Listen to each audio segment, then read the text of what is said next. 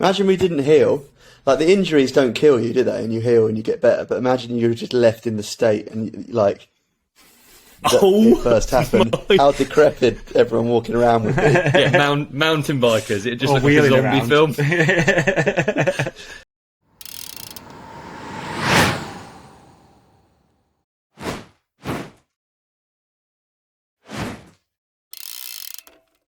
Yeah. And here we go! Ollie, you can do an intro. Welcome. Really conscious that the intros must be so annoying. We're like really loud, really excited.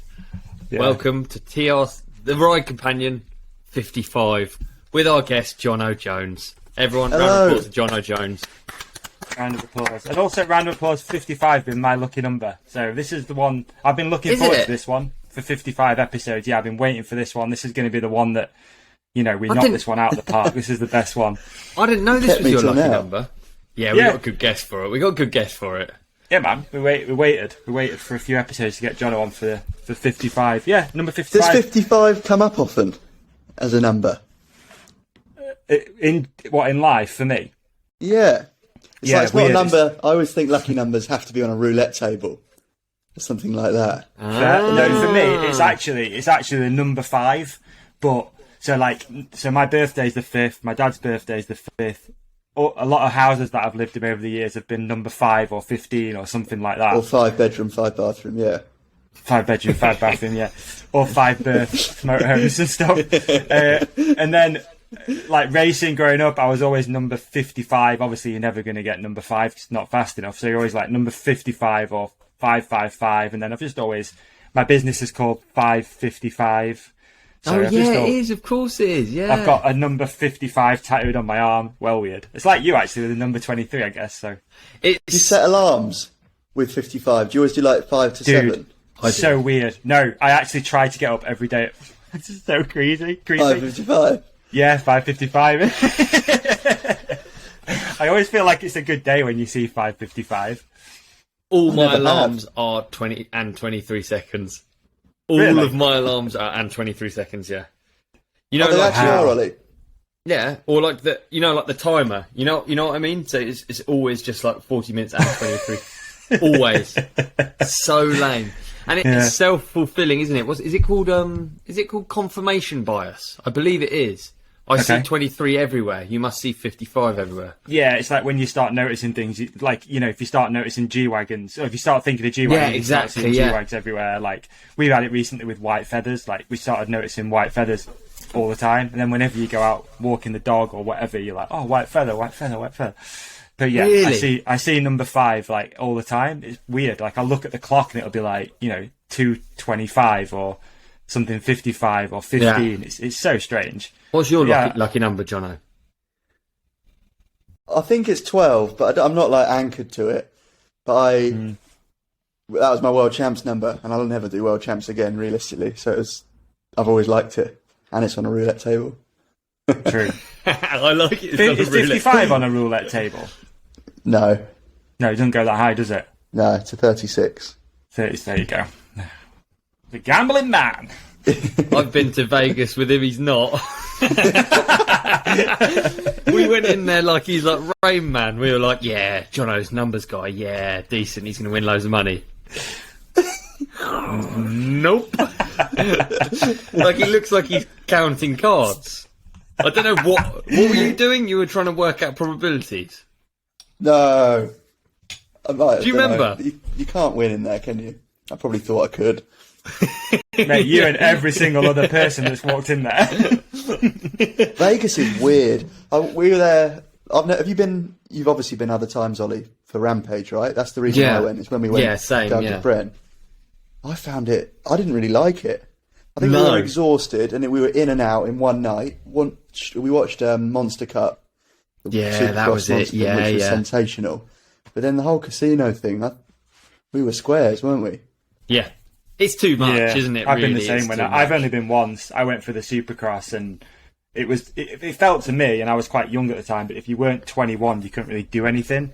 So I remember just like, we had a decent hotel room, so I just hung out in there and just watched TV, and then drove everyone home the next day, or like hungover. It was like The Hangover. It actually was a bit like that the next day. Everyone was like mortal, like hungover. and I'm just like, I think you have to, like, everyone is there, it felt like, for a party, and we were there to go home. Yeah. And I think we're just wrong mind state. If you arrive wasted and you're there for Vegas, I can imagine it's brilliant, but... I don't know if you'd agree, but do you think there's some things in life where I can't physically make myself punch back into moments how I thought at a certain time? So I've been to Vegas completely carefree before in my life, and I think now I'm at a point where I'm just past... I can't go to Vegas now and have that night out again. Like, I can't be that... It's like it was almost a one-off opportunity, a one-off point in life, a lack of responsibility, like, everything lined up. Do you know what I mean at all, or...? I think there's like those, like, yeah, I agree, those moments as well, but then when you try and recreate them, or that headspace, it just doesn't... It's like all the partying you do when you're younger. You get older and you're like, oh, if I went out now, it'd be exactly the same. And you go out and you're just like...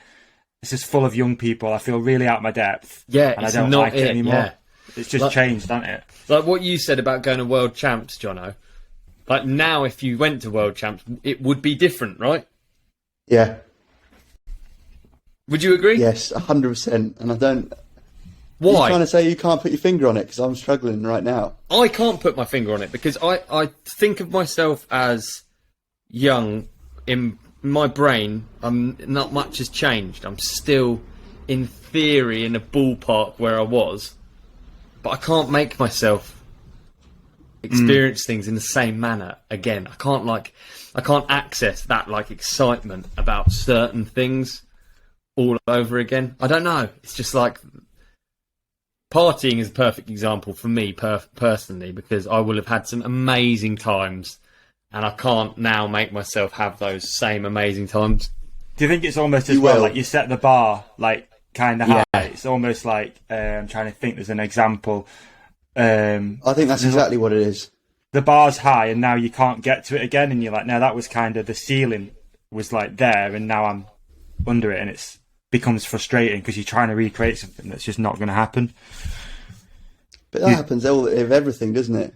We talk about biking, it's like, the first time you do the jump you've always wanted to do, you never repeat that feeling. You have to go and do something else, or another one, or a bigger one. Yeah. What did you call it, Ollie? Self-fulfilling prophecy? Is that what you called it, or not? Or did I just make that up? Might have made it up, I don't know. Or is it like nothing to do with anything we were talking about? I think it might be the latter. That is a thing, but I don't know if it's the thing that we're talking about. Yeah, it is a thing, isn't it? Yeah. It is a thing, yeah. Jono, how old do you feel? Like, in your head? Like, how old do you think? It varies big time. I'm really, like, my girlfriend gets fed up with it. I'm like, I need to go and do that, and then I've got to rush over here. I think that's quite like a childish mentality. But then the thing I'm focusing on doing at that point, I think I'm being quite mature about. But I'll just forget about it after an hour, and then it's something else. So I think when I'm, like, focused on something, I think I'm wise, I'm mature. But then I forget I'm interested in it. Right. Okay. So, like, what age? 12, 13? Was that sort of your mentality when you were that age, or what? I don't know. I think I like it. I like not like sometimes feeling old and sometimes feeling like a baby. Ollie, when we go and film sometimes, I definitely am I get beyond hyper, don't I? Yeah. And everyone will talk me into something that if it wasn't in that moment and I was feeling older, I'd never even contemplate. But when I'm hyper and childish, it's like, it will work. Yeah. You can't, I think I reckon it's important to not lose that, though. That's the best. Yeah. That's the best, yeah, it's weird, isn't it? Because I can be grown up, very rarely, but I can be grown up. But I think my favourite moments are silly. Or like involve laughter or are... Yeah. Yeah.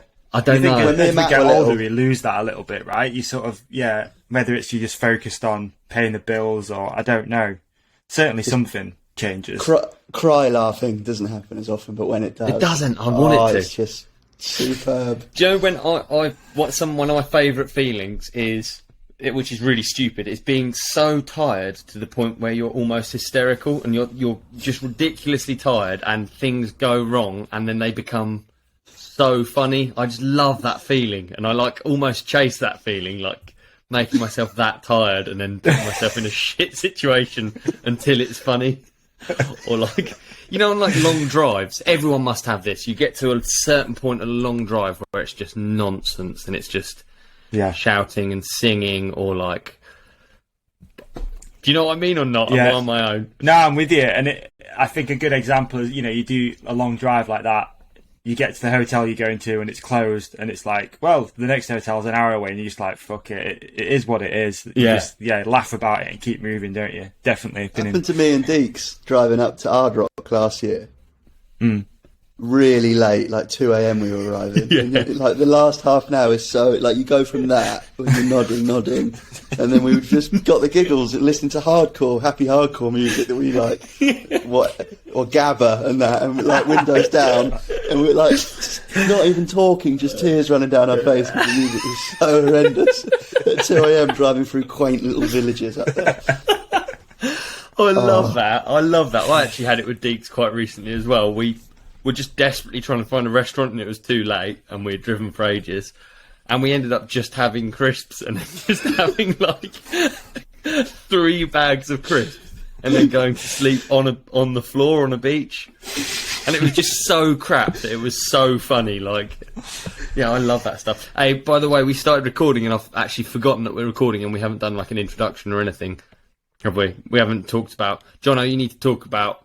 Why you're in injury time right now. I will get to that. I'm drinking a gin and tonic.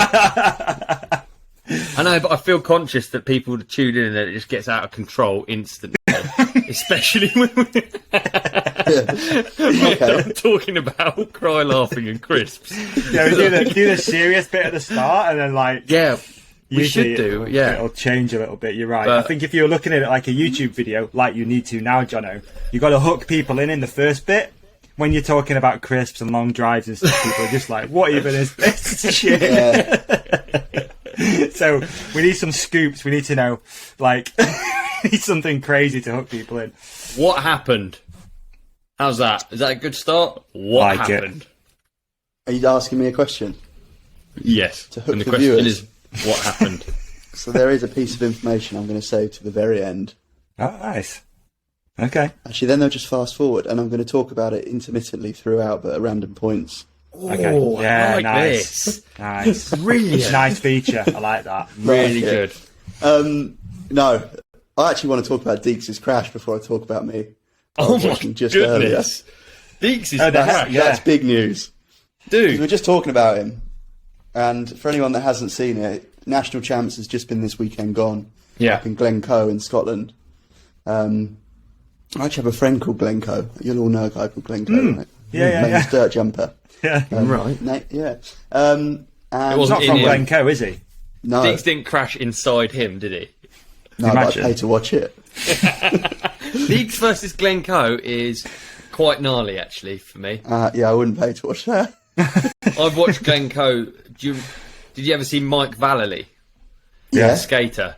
Yeah. The skater that beat up the guys that called him skater dude or something. Yeah, skate punk or something. Yeah. He takes I've his seen shirt off on that CCTV footage. Yeah, He's it's just so jacked. good. So good. I remember being weedy and liking extreme sports and thinking, yeah. So But interesting. I've That's seen so good. Glenn do that in real life, and it was very impressive. Really? Yes, 2 men attacked Glenn, and Glenn attacked them back. It's all right when it's that way round. And won. Oh yeah, of course he's not gonna go after anyone. He's lovely, isn't he? Yeah, But he's agreed. also very strong. Anyway, sorry. We need to talk about Deeks' crash. Yes. But it's a big crash. It's a Yeah. massive crash. Yeah. An MTV real guy caught it. Who's Unreal. Do you know who that is? Have you seen this? It's MTV No. real guy. I don't know who it Alex. is, but it's a cracking idea. Alex from Innerleithen. You've got teams that turn up to races. This is National Champs we're talking about, or EWS and things like that, with a film crew that film things, head to the bottom, download that footage onto a computer, edit it for a few hours, put a video up. He just goes with an iPhone and films portrait videos, and he puts them on the internet instantly. I've And just it's like, found you him should now. Follow him. Yeah. He goes to all the races now, it feels like, and has not missed a crash and not missed some of the action, and it's just straight online. It's like being there. It's like watching a live stream. So he caught Deeks' crash. It was such a slam. I've actually done an edit of it.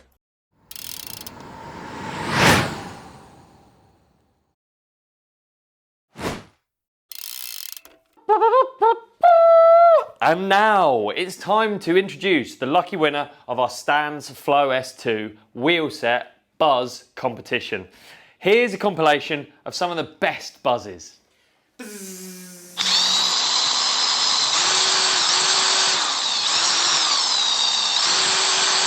Buzz Lightyear to the rescue.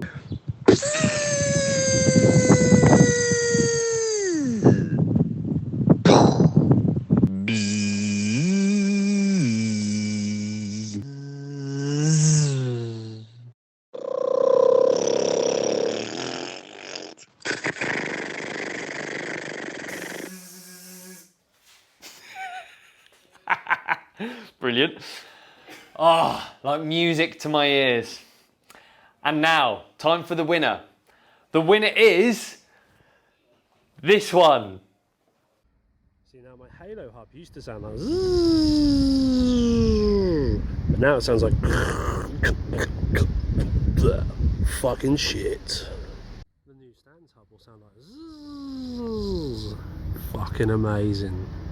We've texted you. We don't actually know your name, but you did a great job, so thank you. Thanks to Stans. Remember to check out the Flow S2 wheel set.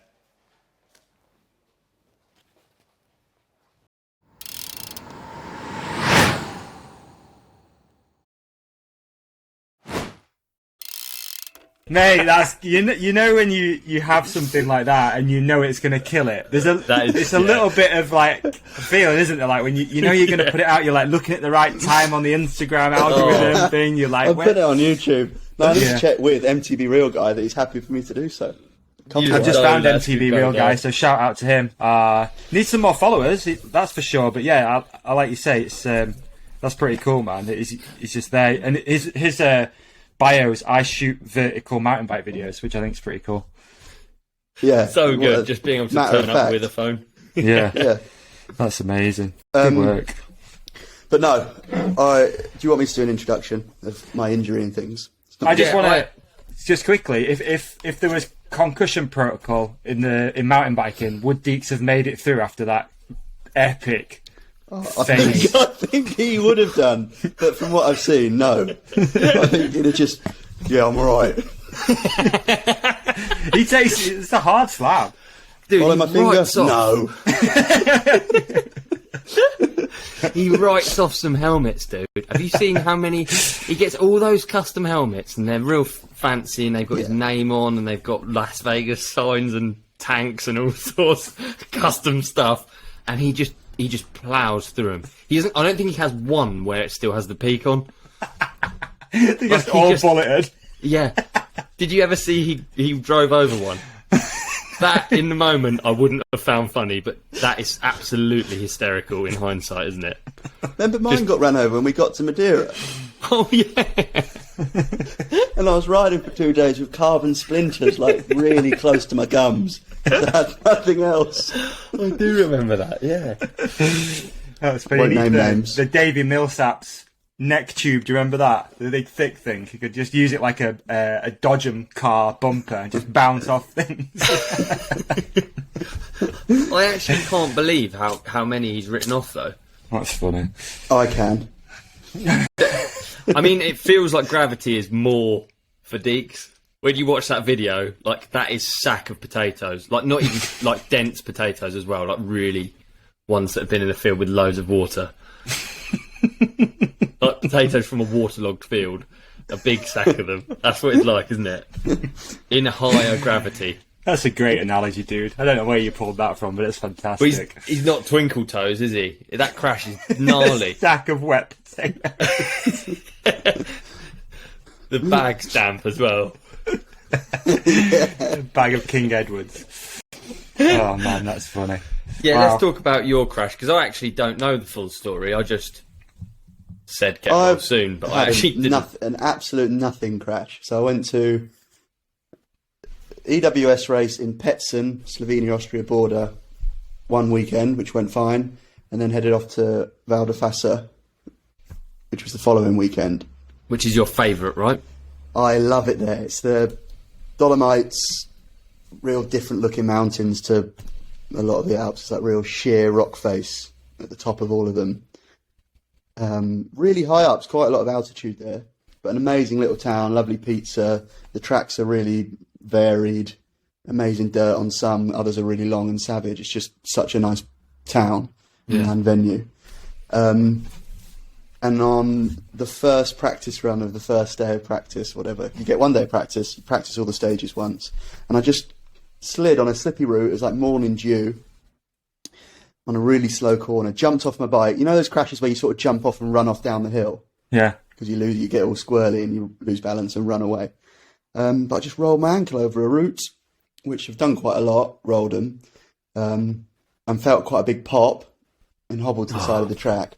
And anyone who's hurt ligaments or rolled ankles, you know it's like, well, Ollie, we'll talk about your ankles in a sec. Yours are beyond repair, I think, aren't they? But it's, I sounded horrible. I didn't mean it like that. Yeah, your career's over. Move on.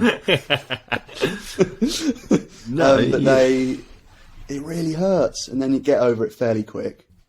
But it just kept hurting for a while. I had to get down the bottom of the track. So I waited till practice was over because I was so high up this stage. I didn't want people on track and I was getting in their way. Because people charge in practice at EWS. Like at World Cups and things, it's a gradual increase in speed through the day and learning lines. And this is like, you have one run to get as close to race pace as you can. So everyone just goes as fast as they can blind. So I didn't want to get in the way of any of that, and it took me ages to get down. And there's no weight you can put through it at this stage. It's like super painful. Yeah. Is it like eye-watering pain? It backed off pretty quick. It backed off enough to get down, and then it just swells up. So I went and iced it for a day, because I wasn't going to ride again that day. Then woke up in the morning, and you're normally a lot better from a rolled ankle or a sprained ankle the next day, and it was no better. So went off to the clinic in this town, and you walk in hobbling, and before they ask you what you've done, what your name is, do you have insurance? What was the answer? And I said yes. And they literally grin in front of you. Yeah, he's like, come with me. No way. But they were really good. There was no queue. Walked straight into the little room, had a few x-rays, ultrasound, found that it had a grade 3 tear. So I thought, brilliant, it's a tear. So it's still attached. So I said, right, okay, so it's still attached. And he was like, no, grade 3. I was like, but it's a tear. He said, no, and just did this. Completely snapped with his Italian accent. So I was like, ah. And then I've never done that before, so it's like, felt really serious. But put me in plaster for, he said 2 weeks, head home and get physio. Came back and saw a physio. The crash was nearly 5 weeks ago. Now I've just 2 days ago gone into a boot. Nice. Like an aircraft. Boot on. Nice. Yeah, dude, yeah. Took What that, PSI are you running? out of it. No PSI. None. Because I'm not allowed to walk on it yet, so I'm still on crutches. Okay. Okay. It's quite nice. It's like a hug, though, isn't it, when you pump them up? Yeah, it's bloody hot, but then you can take it off to wash, which is nice. So no surgery. It's not like an ACL or an Achilles, which is under loads of tension, and if you snap it, they just disappear and need to be reconstructed. This, yes, it snaps, but it's sat close enough naturally that they knit on their own. Wow, there you go. Right. Now, the reason I'm in a boot is I had to go to hospital because it started swelling up a lot last week for no reason, just under my desk working. And then my calf started to really hurt. I went to bed, woke up in the morning, it was really sore in my calf, unrelated to the ankle. You know, it's like 6 inches away. Yeah. So I Googled it and it said blood clot. So I was like, I went to A&E. And I've got deep vein thrombosis in my calf now. So I've got like a blood clot in a little vein. In the Vein, calf, yeah. which is really rubbish. So. And what's that caused by? One, is that just literally been still, right? Because that's what you get on an airplane when you don't move for X amount of time and stuff like that. So yeah, it's had loads of trauma and gone into a cast. So there's been loads of like swelling and scar tissue and blood. And I guess that combined with a lack of movement, because people can get it just from an office job. Yeah. I think you can develop it if you're old, but I think that's what's caused it. And it's a tough one now, because if I can't move my ligament still because it's not healed, but I think for the blood clot it'd be good if I was moving a little bit more. So they're both really counterproductive. Counterproductive, yeah. So yeah, a little bit of a headache with it. How are you? Bummer, But I've Dave. been due a big injury for a while. I've said, like, laughed about it. I've had such massive crashes for a few years and got really, really lucky.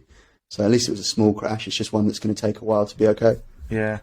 How are you sat then throughout the day? Because, like you say, you've got to keep. Because if you sat at a desk, you're going to be sat like probably, you know.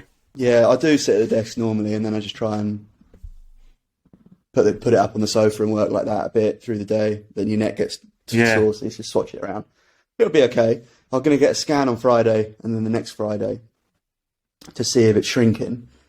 And if it does, then they'll know that my body can break it down on its own and it's all fine. And if it can't, then I'll get put on blood thinners for 3 months, which is actually rubbish because you're prone to, like, bleeding. So I wouldn't be able to risk hitting my head or snapping my arm or something while on those. So really cross fingers. Jeez, man, fingers are crossed for you, and no doubt the companionship are going to cross all theirs as well. That's gnarly. That's yeah, that sucks, dude. Real bad. What was the actual injury? I don't know if you mentioned that, or I've just missed. It's called a grade 3 tear of, like, the AFTL ligament. I don't know AFTL. ligaments in ankles at all. Yeah, I don't know them. But Yeah, it's I think interesting that there's it only does 3. just knit. That it just sits there and knits, and like what you said about it being under torsion or whatever.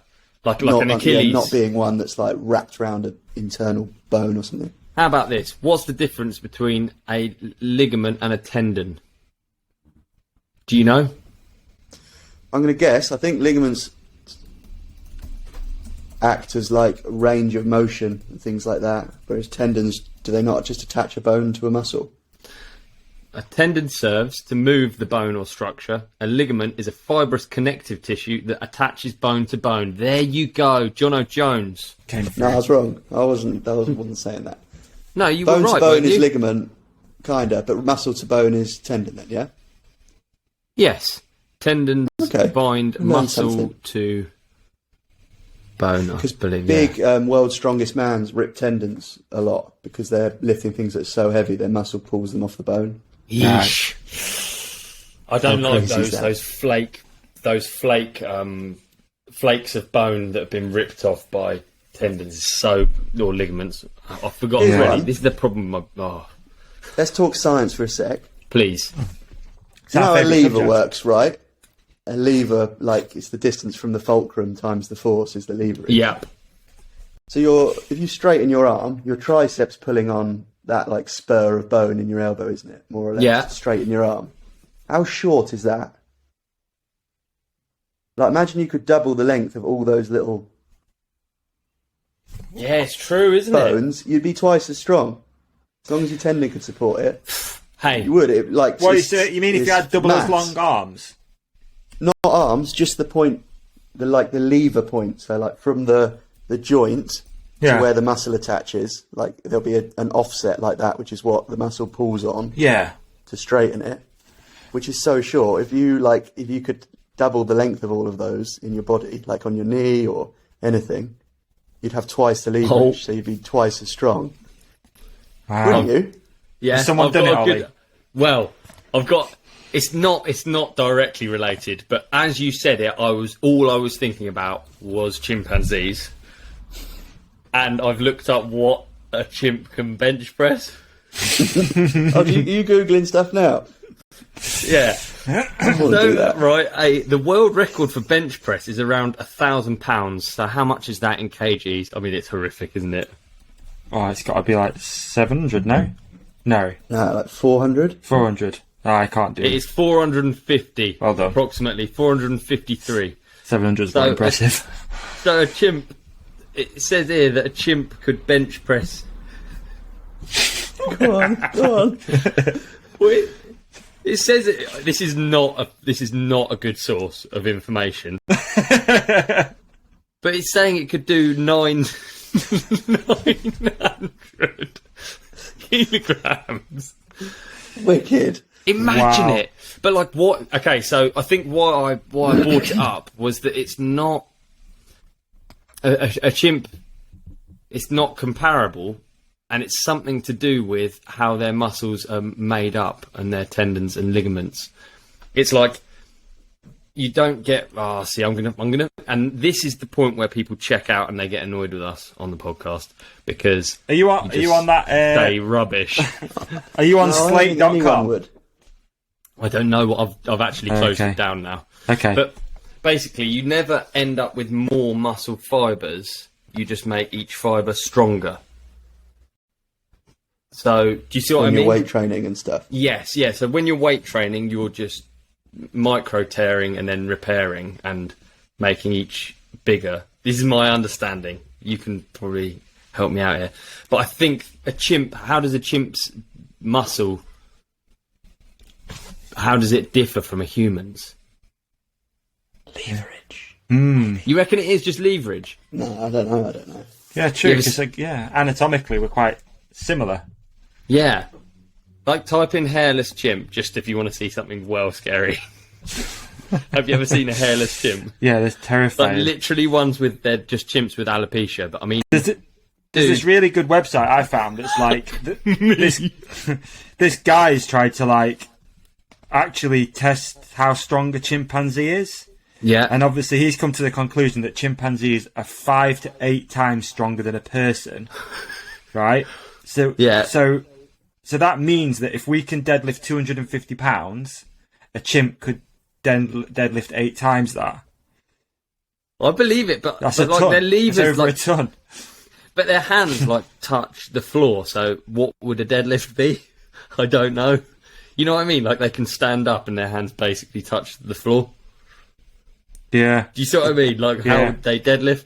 Jono, type in hairless chimp on Google Images just to have like a fun thing to do. Hey, we got just while you're doing that. So John Bowman.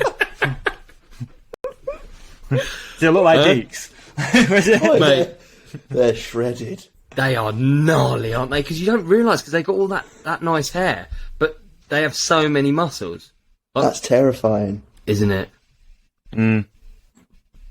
Whoa. So this guy, John Bowman, in the 1920s, created a machine so he could measure how much weight a chimp could pull. So he went to the zoo in the Bronx, and he managed to rig up this device outside the cage, feeding in a rope for the apes to work on. Then, amazingly, one of the Bronx chimpanzees, a former circus ape named Suzette, managed to pull 1,260 pounds. Is that So that would impressive? have been like up in the air. So that would be like a cable pull. Maybe, yeah. So say again the number. 1,260 pounds. I guess I'd have to see the machine. I mean, it's 570 kgs, but if there's like a pulley, then it doesn't really tell you much, does it? Do you know what I mean? Yeah, he had some humans try it, and they could only pull 500 pounds. So it's like double and a bit more. Wow, there you go. There you go. It's a pretty scary thought being attacked by one of them, isn't it? Yeah, if they got a bit, Yeah. if they took over, would be, I mean, yeah, Planet of the Apes. I mean, imagine if wasps were the size of Labradors. We were talking about this the other day. If wasps were the size of Labradors, then that's it. Fucking, you're not going outside, are you? No. But I was noise. watching that a Rogan podcast the other day, and they were talking about what's that insect called that is what's it called now? It's like a green insect, and it's like super strong. It's quite small. Praying mantis? Praying mantis, and how crazy they are. Like they just fucking eat things face first, head first, whatever. Well, there's you've just heard of the kicking shrimp or whatever it is. Oh No. yeah, and does it break the speed of sound or something? Yeah, it breaks the speed of sound with its kick, and it smashes like serious glass Really? tanks and things.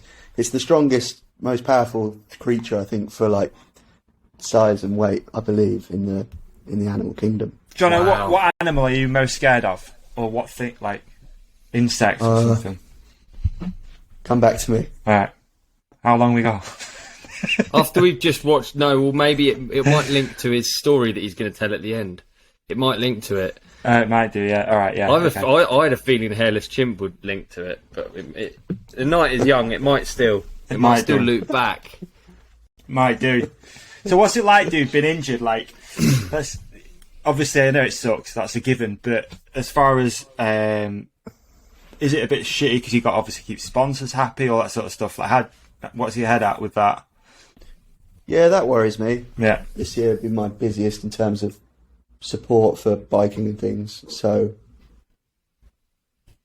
you kind of approach those conversations at the start of the year with an agenda and a calendar that you're signed up to.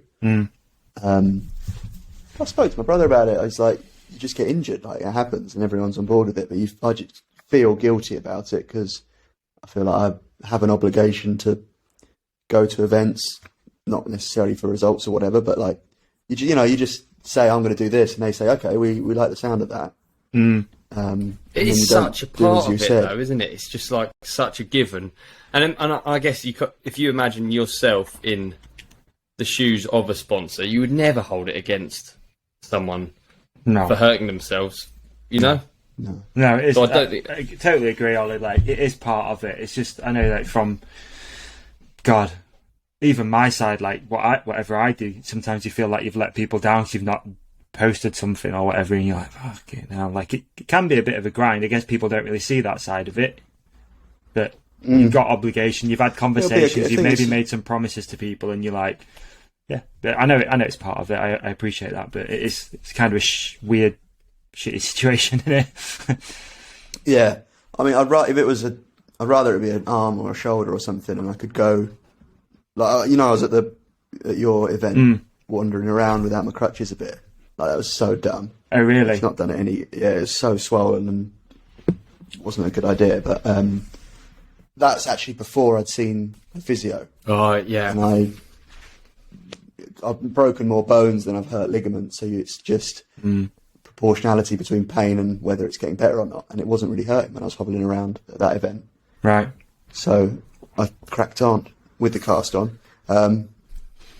But yeah, it turns out it wasn't that smart. So I've been better now. It's just, you can go, like I'm saying, if it was an arm or something, you could go to events still and be a bit more present. But this is just sort of feet up territory. But I'm going to go to Ardrock. Nice. Which is coming this weekend because Hellfair's there with the stand. So I'm going to man that. Oh, wicked. And races. That'd be cool. Good work. Do you know what you need? As well. Which I don't have now. I've lent it out because I'm mixing circles of people that hurt their ankles. A racing quad bike? No. No. If you imagine your leg bent at 90 degrees, it's like a pirate thing. It's like a pirate peg leg. And it really is helpful. Really, really helpful. Because then your hand's free. So do you picture what I mean? So you have your leg at 90 and then you have this pirate thing and it all straps in and you can move around with your hands and... Oh, so you're walking on your knee? You're almost kneeling. Yeah. It was really, really good because just to move around the house for me, it just so that you can get a drink and move it to the table, and you know what I mean, like with your hands free, like that. Yeah. However many times we've all been on crutches, you forget. I think it's an interesting thing about injuries. You forget how, as much as you... Yes. When you're hurt, right, this is my thoughts. When I'm hurt, I literally cannot picture it being better. I've had injuries where I've just thought, I'll look at my finger and I'll just think, you're never going to be the same again, mate. You're completely... Job's fucked here. That's never bending normally again. It's too dislocated, it's too broken, whatever. You just can't picture it. And your brain, time heals it. And your brain can't remember what it's like to be in that pain or what it's like to be in that situation. And it's a really helpful thing to think, I think, because there's that helplessness of being injured. Yeah. But ultimately, you will get better with time. And then you won't remember how helpless and how shit you felt and how broken it felt and how completely hopeless the whole situation felt. Like, it's interesting you say that because it was a year ago when I got hurt, almost to the day, give or take. Really, yeah. So I had my injury, and I documented it, a little bit. Like I made those little videos of like vlogs of like trying to get better and get off pain pills and stuff like that. And even now, up until yesterday afternoon, there was people commenting on it saying like, I can't, like, thank you so much, you've made this video. And I thought, I wonder what I even said in that video, because I don't think I watched it back at the time. I'll have just, edited it together and put it out. And it was like so crazy to think that you're just a year ago, you're in that headspace where you're in it, right? You're in it. You sort of like got a weird addiction to pain pills, maybe. I felt like utter shit, and it was weird to watch it back. And like you say, you don't think like there's a forward from that. I used in it. You're just like, this is it now for years. I'm going to feel like this, and then we're a year forward, and I'm feeling pretty good, like almost 100%, I'd say. Good. But yeah, it's important. Maybe, dude, I mean, I'm not saying how to suck eggs, and I'd love, obviously, we're probably going to talk about your channel, but people enjoy, like, probably going along that journey with you, of like recovery and stuff like that. Okay. I think it can be kind of, I'll do that. Kind of cathartic as well to make, show, you can look back on it and be like, okay, now, remember this? How about in a year's time, do you reckon you'll be able to tell which side it was? Obviously, if you know what side it is, because it's my right ankle or it's my left ankle. But actually, like, if I don't know, like wrists, I've broken this one so many times. Only because I know I've broken this. If I close my eyes, I can't feel any difference at all. Nothing. And then that's nice, isn't it? Yeah, and then like of my fingers that I've dislocated or done stuff to, I actually don't even know with my fingers. I don't know. There's not one that feels worse. Like my body has just healed them, and it was a point where it literally wouldn't move. It's like looking at a dead person's finger on my hand. Imagine we didn't heal. Like the injuries don't kill you, do they? And you heal and you get better. But imagine you were just left in the state and like. It first happened. How decrepit everyone walking around would be. Mountain bikers. It just looked like a zombie film. Still these compound fractures with like dirt and stuff on them. That's an interesting. But no, it will get better. It will do. Yeah, I know it sucks. It sucks now, and you feel like it's maybe not going to, but it's going to for sure. And like Ollie said, you're not going to know in a year's time. You'll be back riding and just be like, wow, it was just a shit part of my career, isn't it? Just keep going. Yeah, no, because it's a tough time of year to do it because it's busy. Like, that's true. America, hot as well. Race there, and it's hot. So won't go to America. And the evenings are late. Like it feels like everyone's up to stuff. But then, as you know, I balance my time with my annual leave from work, so I just push that all to the end of the year, which actually means that it'll be a really, really cool end of the year. It'll be crammed together. Nice. I say the end of the year, it's not going to be that far away, but already eyeing up like Madeira and things like that, which I never would have done because I'd have been racing in America, for example. So, let's go to Madeira. Can I come? Yeah. Let's go and do some good year trip. Make it a good year trip. Yeah, it could be like the return. We should start planning now. That'd be good. It's a good thing to have. That's another thing that's really helpful. Yeah, isn't it just? Okay. Isn't it just? That'd be wicked. I'd be well up for that. All right. Done. Shake on it. Fantastic. Davey, you coming? Yeah, I'd love to. I was looking at Madeira holidays today. Were you? Yeah, just go on. Yeah, I just need to go on holiday. I need a break. I've not had a holiday for a long time. But yeah, I'd love to. Yeah, count me in. I'm keen, 100%. Flights are pricey, aren't they? In general. Yeah, for anything at the moment, I think, yeah. So I'm kind of like with the holiday thing, and we don't do holidays too often. I like the last minute vibe. I kind of like lastminute.com. You put in your dates. Where can I go? And it's just like, cool, that looks quite nice. I wish you got rewarded for that. I feel like at one point you got rewarded for being last minute. It's not anymore, is it? No, it's not. No.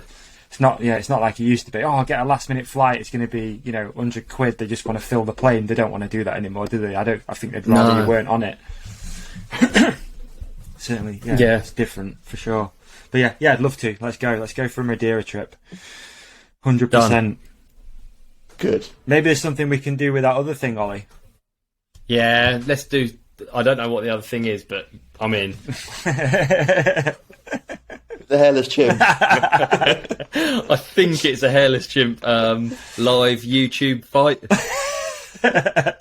where we put Deeks against a hairless chimp. pay-per-view. Fucking hell, imagine. Holy. So, right, have you been keeping up to date with mountain bike news, trivia, or do you switch off? Because there's no right answer here. I personally stay away from the stuff when I'm hurt. I fucking can't watch it for shit. I go down whatever rabbit hole I can online or whatever. But have you been watching stuff? I don't watch it generally. No.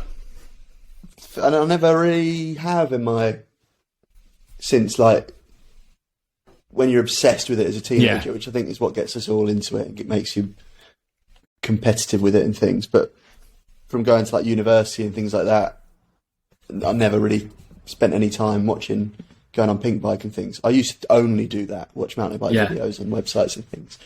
So it's through no like lost love of the sport. I just watch other things or don't watch anything.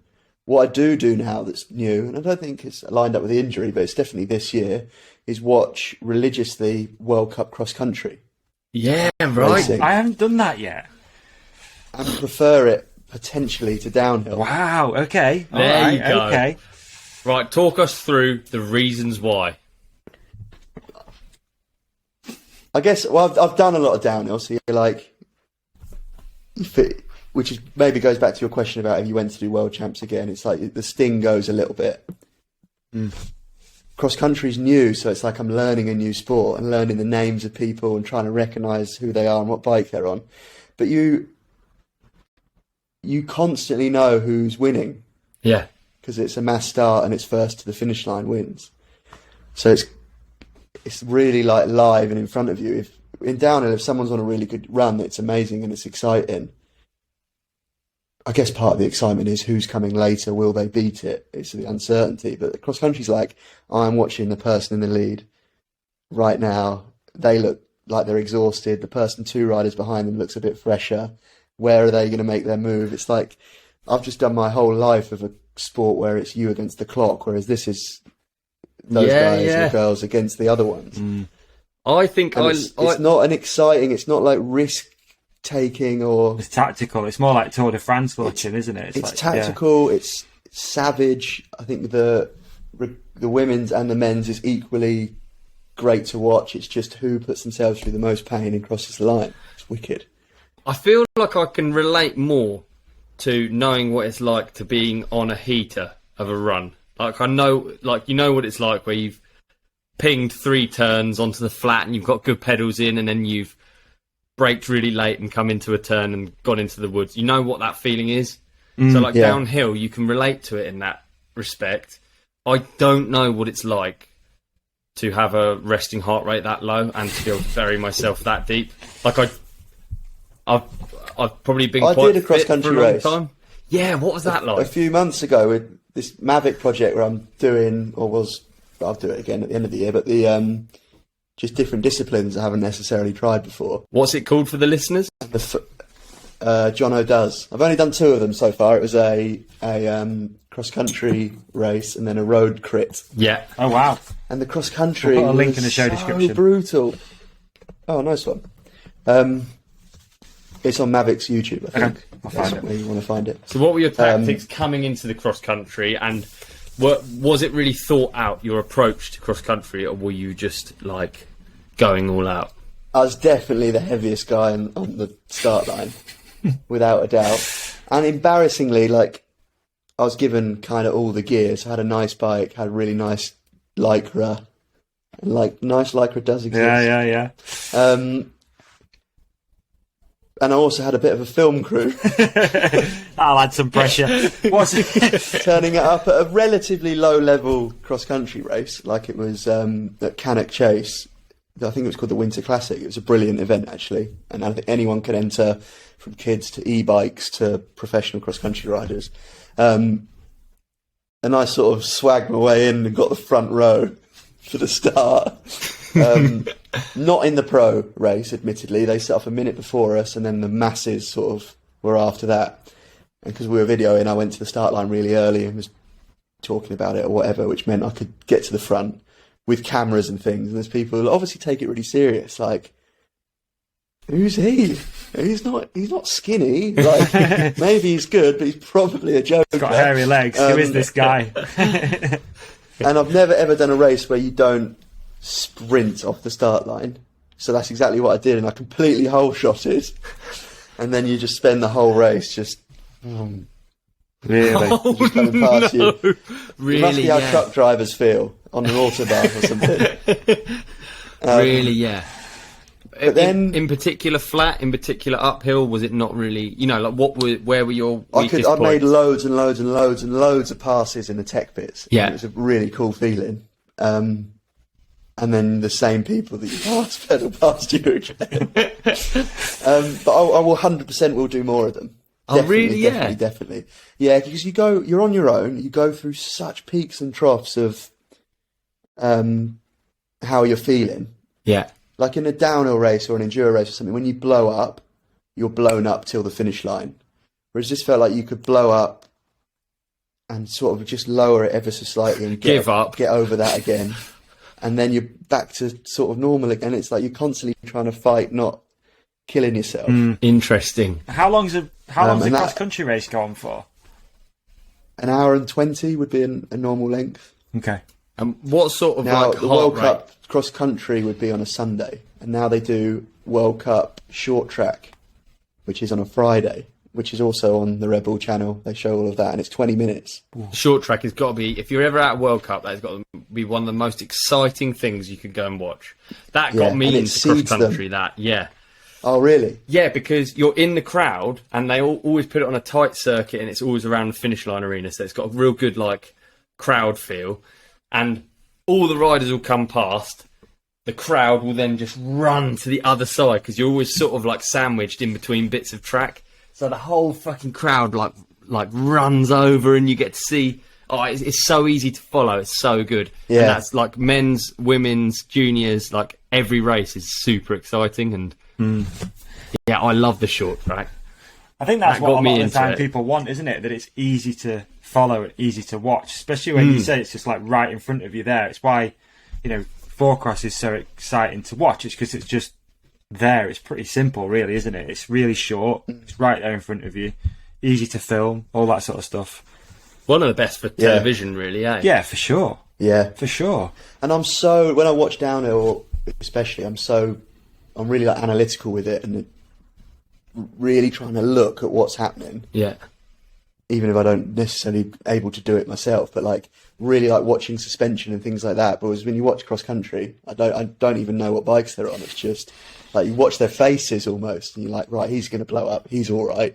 And the commentators do the same. I tell you what, Rob Warner does a stellar job of commentating cross country.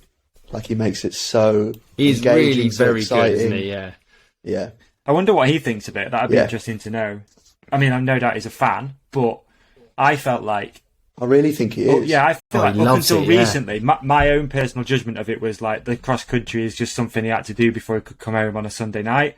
But now, I wonder if it seems to be having a bit of a resurgence, like, if people like you, Jono, are watching it more and stuff like that. I wonder if Warner's got more interested in it and whatnot. Because, like you said, Could be wrong, I think he's got me into it really because Yeah. he explains things no matter how technical they are. I think he explains things in a way that everyone can understand. Yeah, probably because he's learning it or has had to learn it that way because he's come from a background where he probably wasn't very interested in it. But he knows everything about everyone. He knows a result from 5 years ago that this rider did. He'll correct the other commentator a lot of the time. Well, I've heard that happen. Wow. Who was from the XC game. the viewing figures eclipse downhill as well, and it's is that right? Yeah, and it's like where I live, we're all three of us are realistically in bubbles, aren't we? You don't see I wouldn't say I see cross country riders. Would you? People riding like cross country bikes as very rarely you see like a really trail like bike. high end cross country bike. Yeah, totally. Yeah, or really just rare. like riding in that way. Yeah, it's a good point. I don't actually see it, but I think that there are a bigger majority of bikes sold. I don't know that. Would you say as well that there was a bit of almost like when we were coming up, MBUK days and stuff like that? they used to almost take the piss out of the cross-country stuff. I always remember MBUK did a sticker pack once, and one of the stickers was like XCJ Boy, and I always remember that sticker. But now maybe it's starting to merge a little bit more. I don't know. Like it's a bit more. I went to there's events called Bucks Racing, which is the British university and colleges sport. It's like the annual downhill and cross-country race. And they had to, when I went to uni, they had to separate them to be done on different weekends because the downhillers put fairy liquid all over a wet. Oh my God, I remember that. Grassy corner.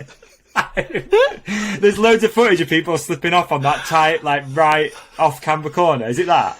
Mulfrey, I think. Yeah, I remember that. Oh. But if I now could be best in the world at downhill, best in the world at cross country, I might have to say cross country. Ooh, There you go. why? It's just, I think it's great. I think it's so scientific. Like everything's technical. Like even the comment, mainly Bart, the other commentator, because he's come from that world and he's world champion or whatever. But they've talked about riders who are on form, like they're and it's all fitness, isn't it? Right? It's like he's like, I don't know what the word would be. Peaking, kind of. Peaking at the moment, yeah. And like they literally go through peaks and troughs through the season of how their body as this tool for their team to get a result is being tuned all the time. And sometimes the tuning's a little bit off, like a porpoising F1 car, and sometimes it's like perfect. Yeah.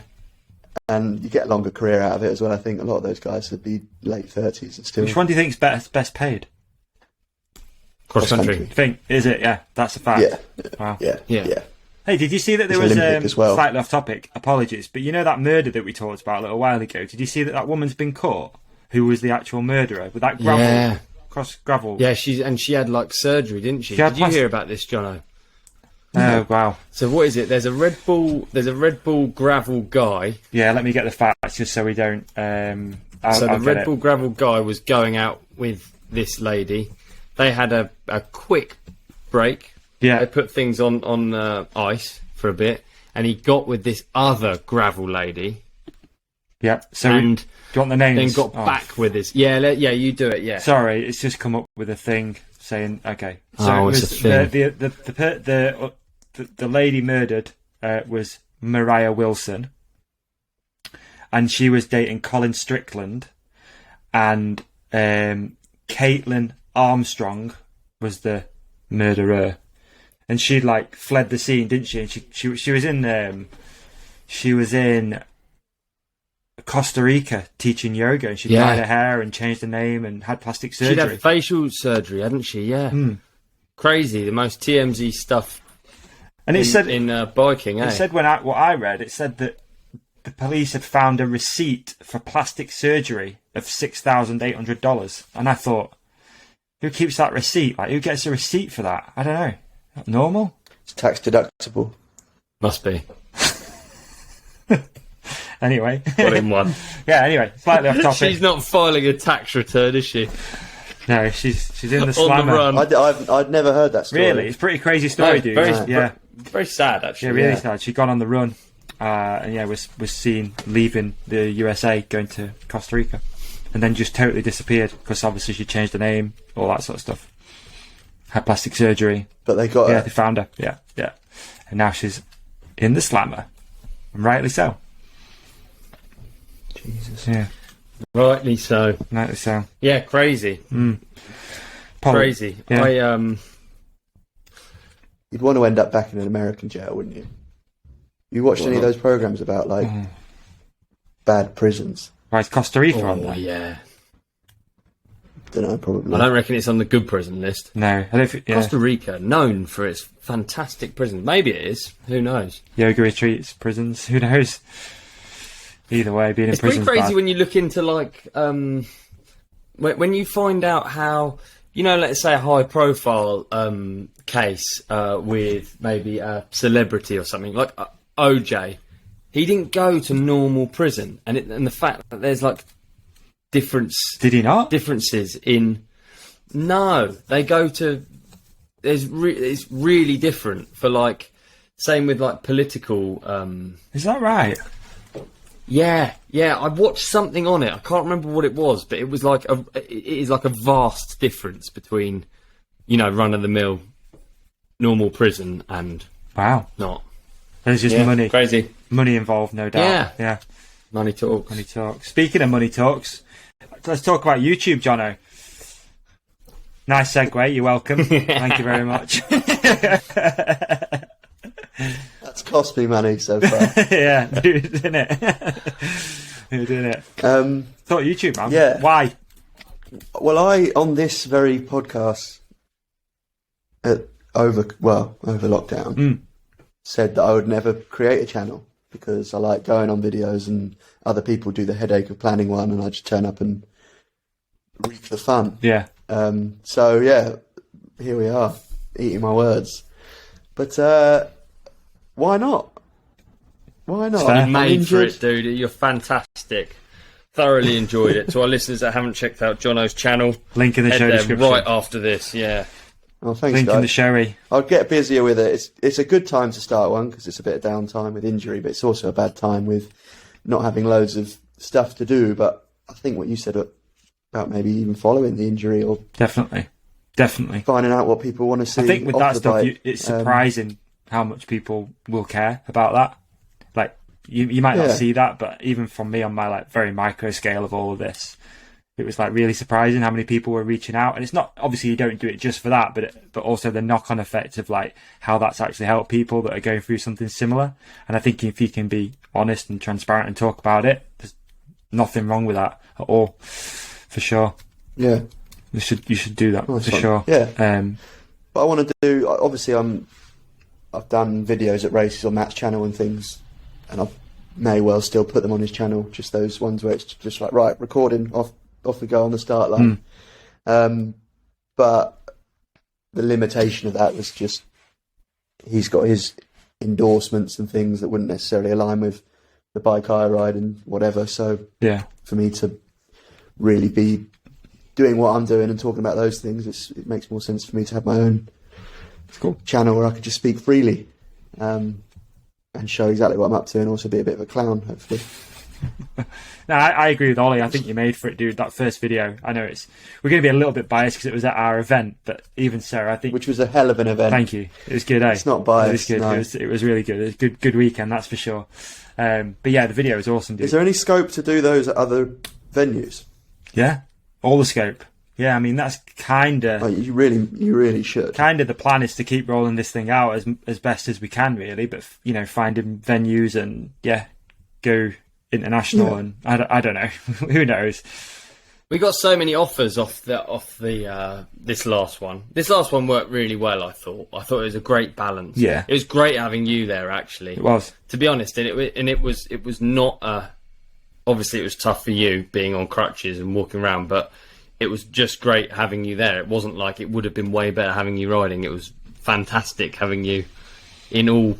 No, I loved it. I really like watching the youngsters. Actually, mate. Yeah. I don't ride there, so I don't know them, and I feel like that must be the local crew. Yeah, which I think is really cool. Like we were all in growing up, but they probably felt like they had a World Cup turning up on their doorstep. But they all got to enter.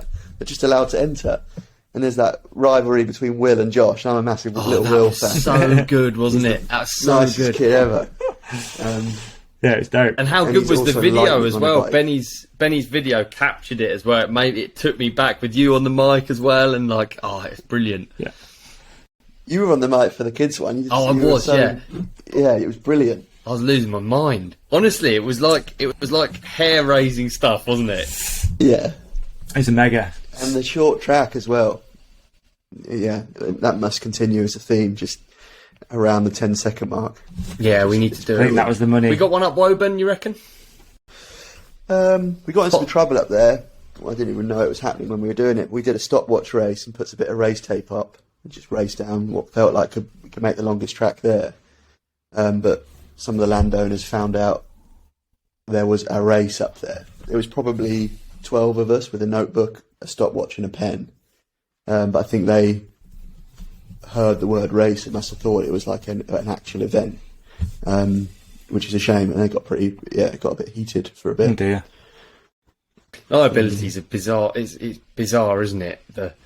Yeah, owning land and being worried. Yeah, I do, and it's what's annoying about it, kind of, because it's like if you had people fucking racing through your land, you would be like, oh. Yeah, is it not enough that we've already given you this land? Yeah, exactly. You have to race down it. I just went locally. There's forest fires at the minute, and me and Bren just went on a cross country ride, and it's insane. Like the earth's all scorched. It's all black. There's cool dust, and we're just riding around. Like the fire itself isn't high. It's died out loads, but there are areas of like flames probably knee high. Wow! And you can just ride up to them. And it's still burning. Yeah, it's still burning. Yeah. And it's just bizarre. The whole thing's bizarre. And then there's like fire people there, and you just think, and they're obviously on edge because there's knobs on bikes riding around near the flames, doing cutties. Yeah, exactly. What I don't understand is like, at what point is it just, obviously we're riding. So in this instance, you've got two guys that can see fire. If they ride into the fire, it should be their fault. Like, I just don't understand how. I feel like it's gone wrong somewhere along the line. That you can sue for negligence for seemingly anything. Yeah, mate, it's weird you've just brought this up because just before we hit record, maybe half an hour before, I had a message off one of the local guys who does a bunch of digging up in my local woods. There's literally 10 minutes ride from my house. There's hardly anything up there, but over the last 2 years, there's become a bit more stuff up there. It used to be a few corners that, we'd kicked in and stuff like that. And then now we jokingly call it a bike park, but it's really not. There's just a few jumps and stuff in there. And it's on the back of some golf course land. And the owner of the golf course about a year ago gave the lads permission. Again, it wasn't really much up there. It was just somewhere for young people to go and ride bikes, I guess.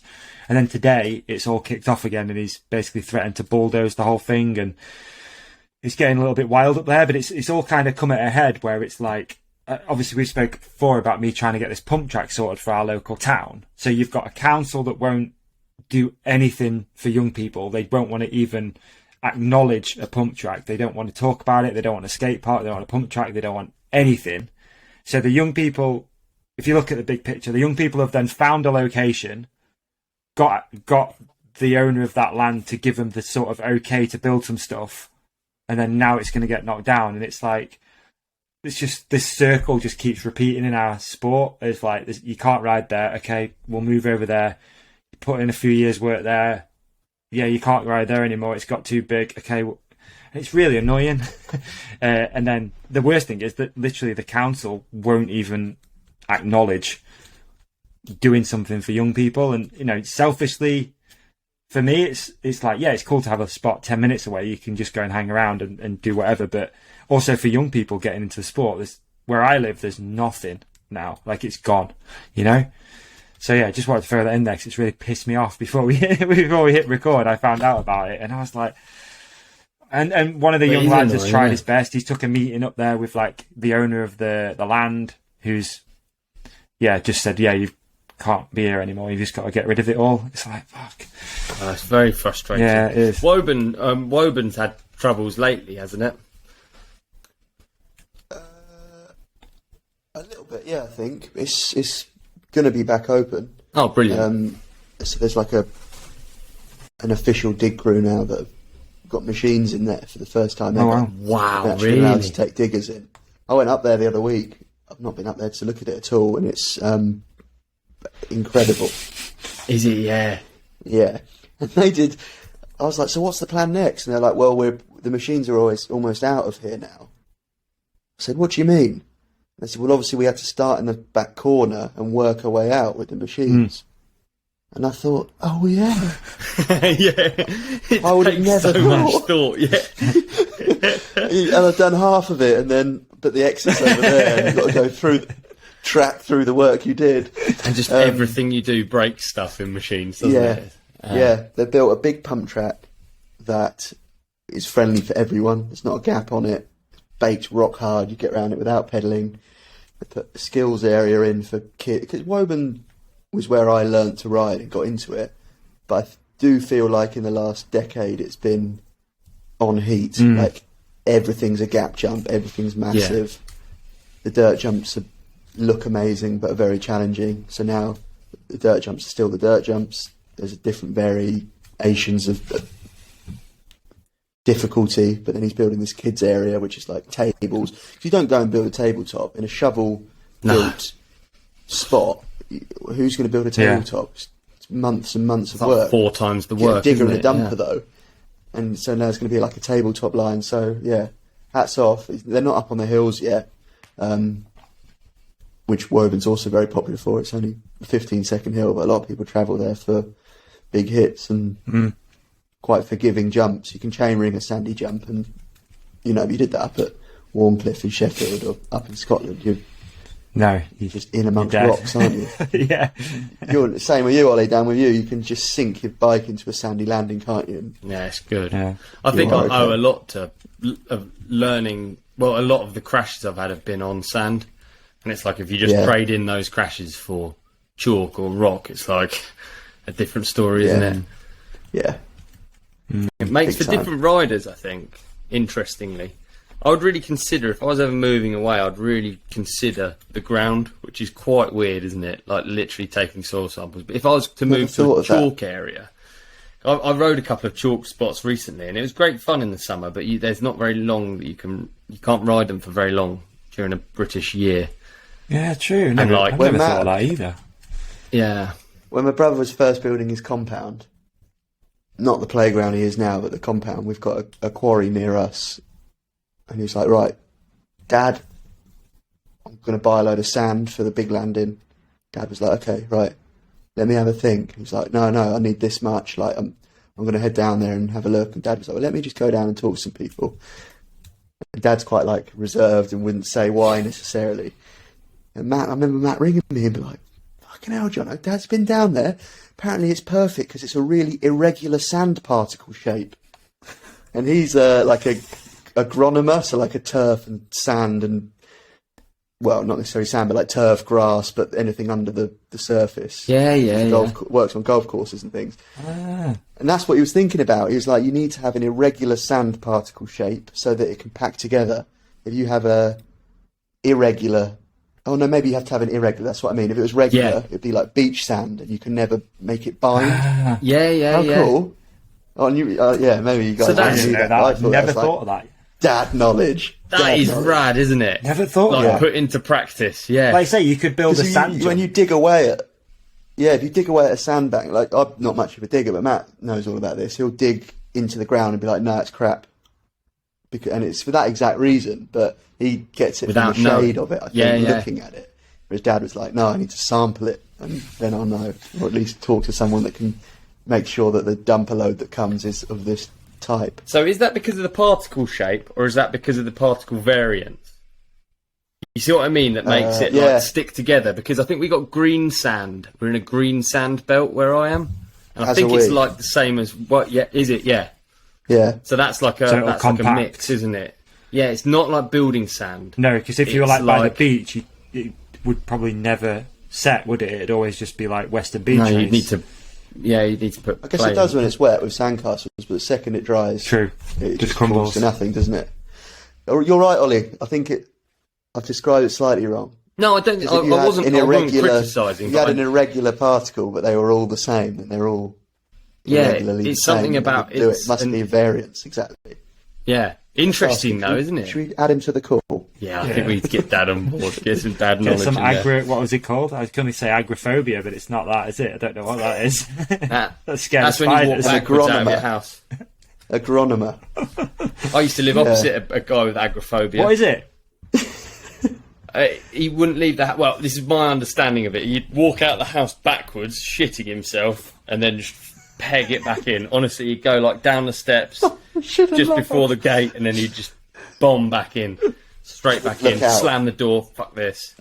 I think it's agrophobic. It's like extreme or irrational fear. Yeah, extreme or irrational fear of entering open or crowded places, of leaving one's home, or of being in places from which escape is difficult. There you go. Wow. I come through with the terms, don't I? But they just don't fit in the conversation.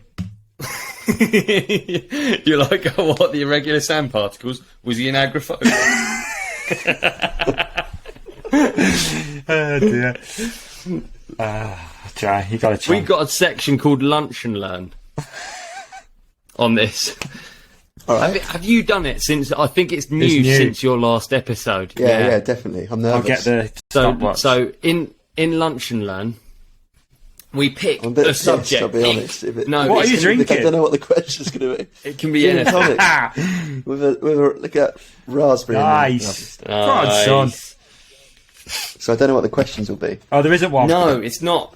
There's no question. There's just a topic, and basically we give ourselves an allotted amount of time, 10 minutes and 23 seconds, and then we try and learn as much as we can in that 10 minutes and 23 seconds. It involves Googling. I don't know if you're up for some of that or... What, and the viewers... No, so we just pick a topic. Get We just think involved, of one. Like, something that you'd like... Maybe there's something that you'd like to learn. Something like... I mean...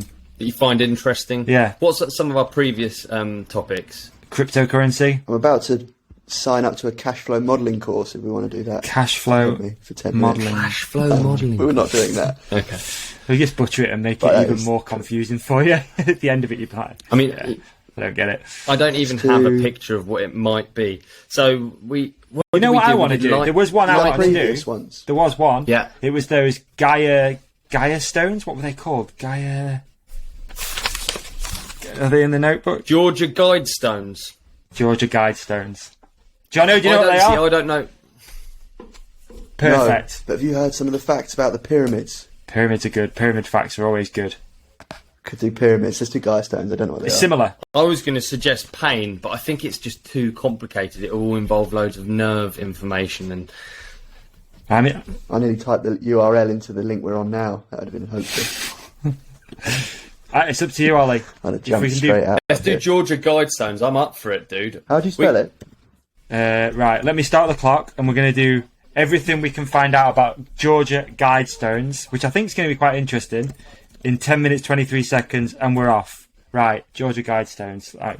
Okay, I'm going straight to the Wikipedia page and I'm going to take it away. The Georgia Guidestones was a granite monument that stood in Elbert County, Georgia, United States from 1980 to 2022. It was 19 feet 3 inches tall and made from 6 granite slabs, weighing a total of 107,000 kilograms. Nice. The structure was sometimes referred to as an American Stonehenge. Jono, over to you.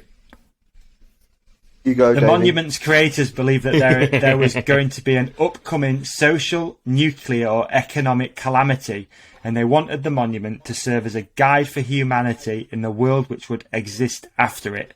It initially garnered little controversy, but it ultimately became the subject of conspiracy theories, which alleged that it was connected to Satanism. On the morning of July the 6th, 2022, the Guidestones were heavily damaged in a bombing, and it was dismantled later that day. So it's super. That's why it came up, because it's super recent that this happened. Right, so this is a statue that's been here for years and years, and it's just been blown up recently. Yeah, and people want to know why. Yeah, is that what's happening? Basically, because of right. Yeah. Reaction. In 2008, the stones were defaced with polyurethane paint and graffiti with slogans such as "Death to the New World Order." Wired magazine called the defacement the first serious act of vandalism in the Guidestones' history. Yep. So, why are people against these stones? What did these stones do wrong? Wow. What? Hang on. Like, what were the inscriptions? They say, okay, let's have a look. Yeah, exactly. And also the construction. In June 1979, a man using the pseudonym Robert C. Christian approached the Elberton Granite Finishing Company on behalf of a small group of loyal Americans and commissioned the structure. So it's only from 1979. Christian explained that the stones would function as a compass, calendar, and clock, and should be capable of withstanding catastrophic events. It's similar. The man reported using the pseudonym as a reference to the Christian religion. Christian said that he wanted to build a granite monument that would rival the British Neolithic monument Stonehenge. He drew inspiration from the structure after he paid a visit to it. Wow, okay. I found what the inscriptions read. Okay, please. Look at this. This is properly like Time Team or something. It's good. I like it. A lot of different languages. Right, the yes. inscriptions. Yeah, they're in loads of different languages, but what they read are, number one, have you got this, Jono? Yes. Would you like to read out the inscriptions? Mine's at a funny angle. We sound like nerds. Would you like to read out the inscription? Number one, maintain humanity under 500 million in perpetual balance with nature. So it's saying that humanity needs to be under 500 million. Yeah. 2, guide reproduction wisely, improving fitness and diversity. Creepy. Okay. 3, unite humanity with a living new language. Emojis. It didn't say emojis, but that was me putting that in. Number 4, rule passion, faith, tradition, and all things with tempered reason. I'm down for that. Yeah. This is almost like, 5, this is like 10 Commandments, isn't it? Because there's 10 of them. It is, but it's pretty like they are, well, different, more modern, yeah. aren't they? I guess, and they're not as philosophical. Maybe a little bit more. Would you agree? Yeah, I'd say so. Go on, carry on. Rule Sorry. number Sorry. 5, protect people and nations with fair laws and just courts. You know, I mean, I find the first one's creepy. Like, maintain humanity under a certain number is a bit creepy because it's just like, how do you maintain it True. under? Okay. Let all nations rule internally, resolving external disputes in a world court. Avoid petty laws and useless officials. Balance personal rights with social duties. Prize truth, beauty, love, seeking harmony with the infinite. Number 10, and the last one, be not a cancer on the earth. Leave room for nature. Leave room for nature. So how weird is that? They had these stones made up. I don't know what. So what out of those rules do you think cause controversy? Definitely number 1. Yeah. Number 2. Although it's like, number 2 is a bit. Improving fitness and diversity is fucking creepy. Yeah, it's a bit. Not. I hate that word. I'm not going to use the word, but you know the German thing. Yeah, it is a bit. Yeah. Okay. What's it called where you have? What is it called where you do genetic creepiness? It's called something like CRISPR sort of stuff. Like genetic altering. Where you try and out of a population you try and move a certain direction. It's just okay. Oh, I can't remember the word, but it's for another one. Okay. I haven't really got anywhere closer to understanding what Georgia Guidestones really what any of it was about. Okay. I don't know who put them up. So yeah, well, it looks like it's this guy in the. Well, it was believed. Go on. Sorry, yeah, Jono. it was believed to have been commissioned by an unknown individual or person or entity, working under the pseudonym Robert R.C. Christian. I think what's no interesting here as well is there's a conspiracy theory that there's a time capsule underneath them. So, however, so basically they were demolished, and no one knows who demolished it or whatever. That's kind of crazy.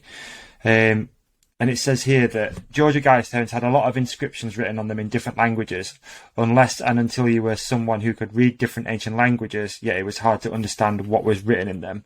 However, after being analysed by researchers, it was found that the writing had "Let these be guidestones to an age of reason," written in Babylonian, cuneiform, Egyptian hieroglyphics, Sanskrit, and the classic Greek.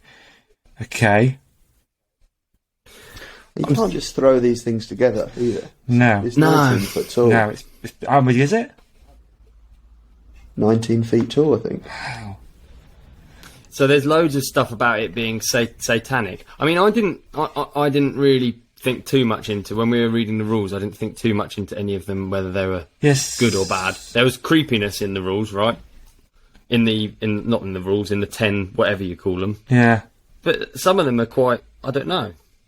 So one thing that really interests me is the conspiracy theories. So it says, conspiracy theorist Jay Wiedner has said that pseudonym of the man who commissioned the stones, R.C. Christian, resembles Rose Cross Christian or Christian Rosenkreuz, the founder of the Rosicrucian order.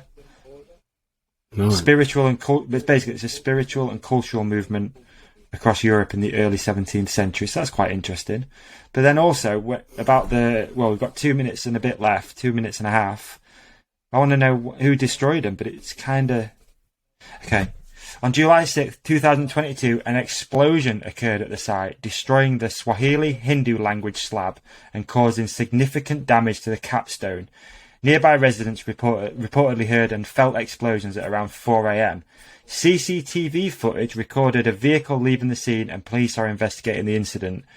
The remaining stones were dismantled by authorities for safety reasons later in the day with a backhoe. You'll know what that is, Ollie, won't you? Like your diggers, a backhoe.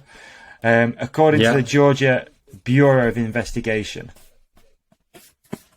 I reckon someone just reversed their Volvo into it. Really? Yeah, just backed into her. Yeah, I reckon we're looking Volvo too much wouldn't into have it. even felt it. No. It wouldn't have, would it? It could have had 200,000 miles on the clock, and it would have just reversed in there. Bosh. Oh, Statue down. Would. Fuck off. You know? Yeah. I remember my granddad once hitting a Mondeo in a Volvo, and this Mondeo, the front of it just exploded, and there's a tiny little scratch on the front of my granddad's Volvo. Those things are full on tanks, so. Yeah, big time. Yeah. I don't know what's your overall impression of the Georgia Guidestones? Is this important? Is it something that interests you? I mean, at the end of the 10 minutes 23, I'm going to say no. I thought it was going to be way more crazy stories, and I think we might have only just scratched the surface of some of this. To be honest, I feel like there's more to it. Jono, I don't get the conspiracy. I like that they don't know who erected it. Yeah, but I mean, to me, they're quite uninteresting as a sculpture. It's quite uninteresting. I guess the what's written on it is more, and the fact that it has been blown up is more interesting. But maybe someone deeply didn't align with what it said on it and blew it up. It attracted 20,000 visitors a year. Really? Might have just been put up on purpose and said, let's make this a tourist attraction and put something slightly... Hey, look at this. Oh. If so there was a done a time... giant cock, you get more than 20,000, I reckon. A giant Done cock. a what? If you'd done just a giant cock, you would have got more than 20,000 a year. Just the world's biggest cock, and it's just... Hey, check this out. So, there was... I don't know if this is real or not. There was a time capsule underneath the Georgia Guidestones, and when they opened it, it contained 4 items. Had a fart.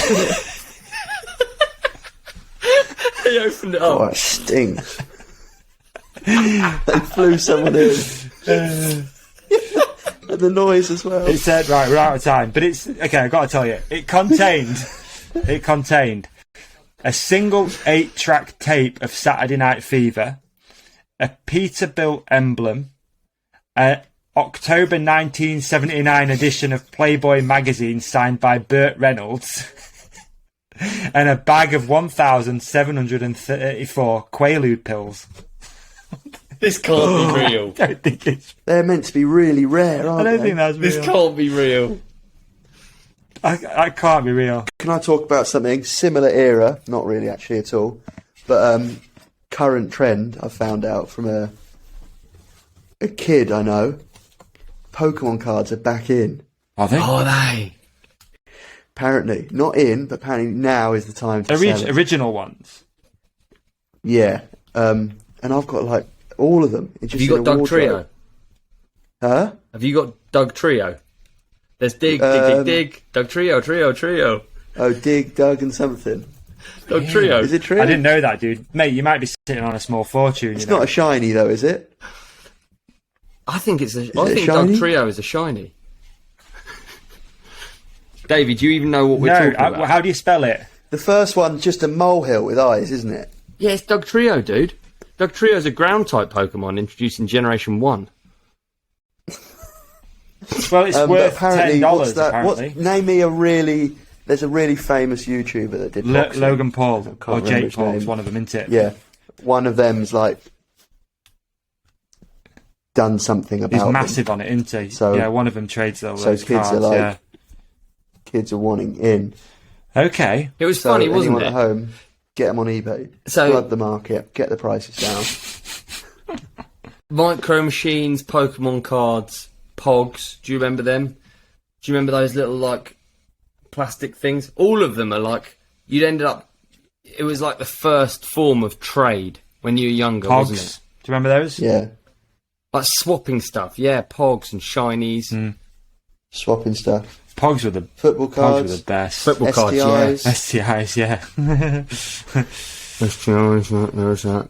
I'm just looking. I'm just trying to figure out how much the most expensive Pokemon cards sold for. 350, 400 grand. They're listed for, but I don't think they're selling for that. Some they're not. some are worth Can't over be. £1 million. Please. A rare card's worth over £1 million. But to whom? Yeah, exactly. I've got basketball cards still. I wonder about them. I've got loads of old basketball cards. Oh yeah. Yeah. Hey, it's worth a look. I I ain't like- got anything, honestly. That'd be something interesting to read about. It's just like, I guess you don't know till you're at it, but just trends of things that get valuable, like watches or anything. When they get designed, they don't know they're going to be the investor's watch or something in 2 decades' time. Yeah. Just another watch. Or the Harry Potter books that have a spelling mistake on page 3. Yeah. Only 20 of them were printed with that mistake, and if you've got one, it's like things like that. I really Even like- just like businesses, because the guy that invented the yo-yo probably never thought it was going to blow up that hard. He probably made loads of money, but then equally he he probably thought lost sales loads were of just going money. to go up and down. Yeah, but it's impossible. I didn't even see that yet. That's brilliant. That's class. It's fantastic. That's really good. But what would he would have scaled up production to a point, and then I imagine it would have crashed so hard, Yeah. like yo-yos, because they got so Just spinning popular at the bottom. so quick, and then it would have just fucking Must have crashed, been wicked and then to you'd be a end up. salesman in those days when you didn't just put it online and see what the appetite was like, where you had to drive to the next town and see if anyone wanted it. And those people hadn't seen That it was yet. a hustle. Yeah, like the phone, Mate, the phone ringing Yeah. off Yeah. the hook. Yeah. You watch that the founder, the McDonald's guy that steals the idea, and he just goes around selling ice cream machines. He's just driving around the US with like 2 in his boot, and he's just trying to sell it. Really? No, that's the hustle. And That's he kind of stumbles how across the the original night guy started, isn't it? McDonald's Just people. hustling trainers out the back of his car. There's a Really? there's a really Yeah. good book about that called Shoe Shark, something like that. Shoe Shark. I don't.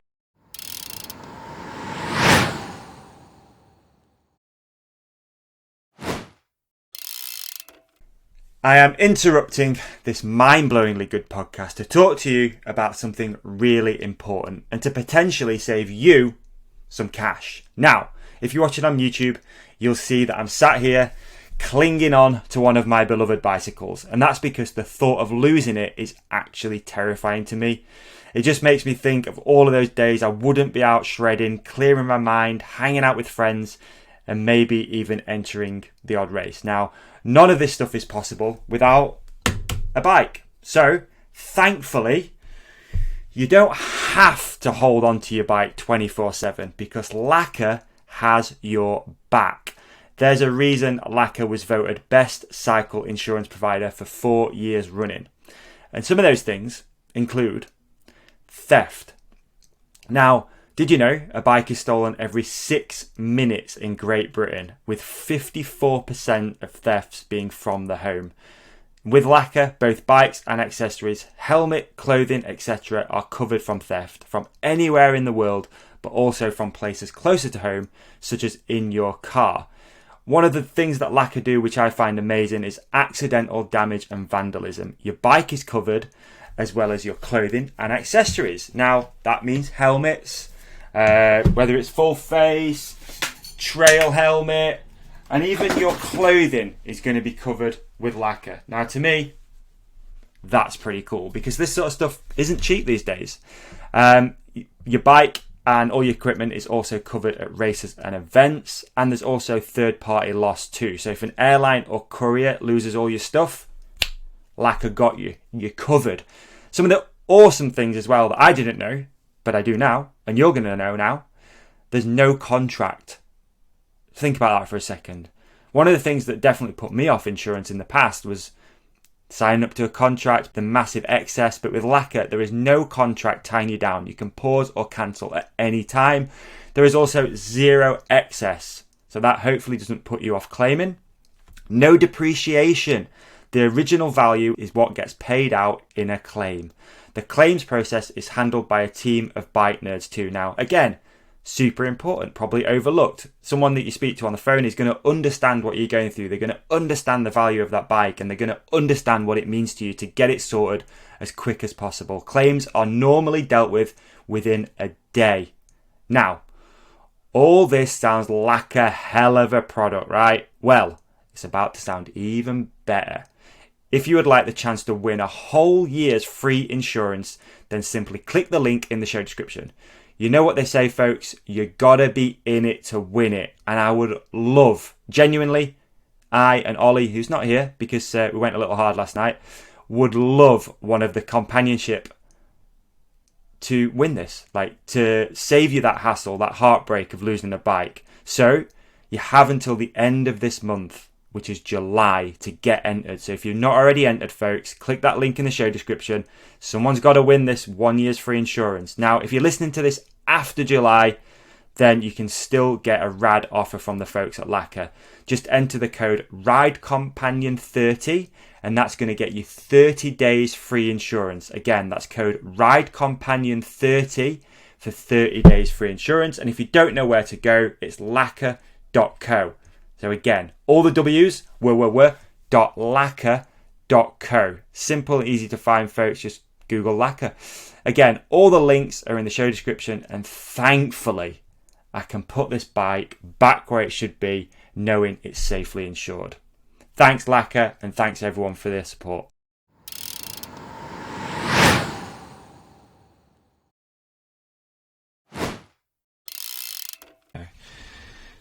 I've not brought that. They say it's hard work. So much of it's luck, isn't it? Yeah. It is hard work, but like you can work really hard on a bad idea. True. I just think, there's so many well executed good ideas that don't go crazy. You know what is a well executed standard product would be something like Gymshark, who just hit that ambassador or influencer thing perfectly with getting him, fitness models and stuff like that to post.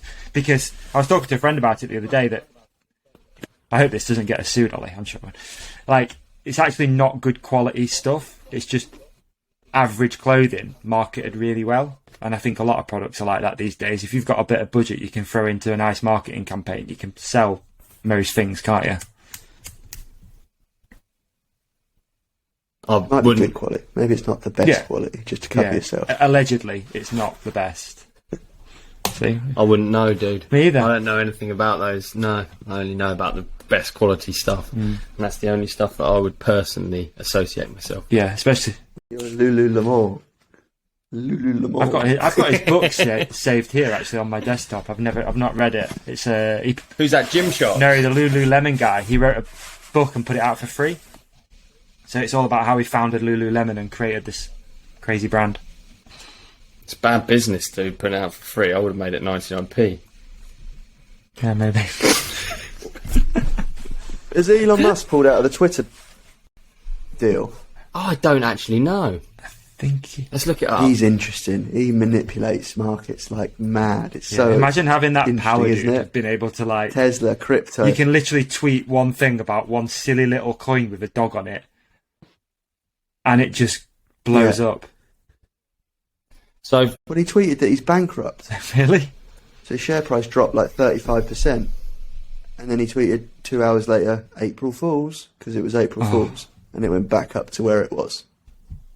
So, Jono, can you explain to me Explain to me if it gets heavily investigated, what he does then. So explain to me what do you call one of these?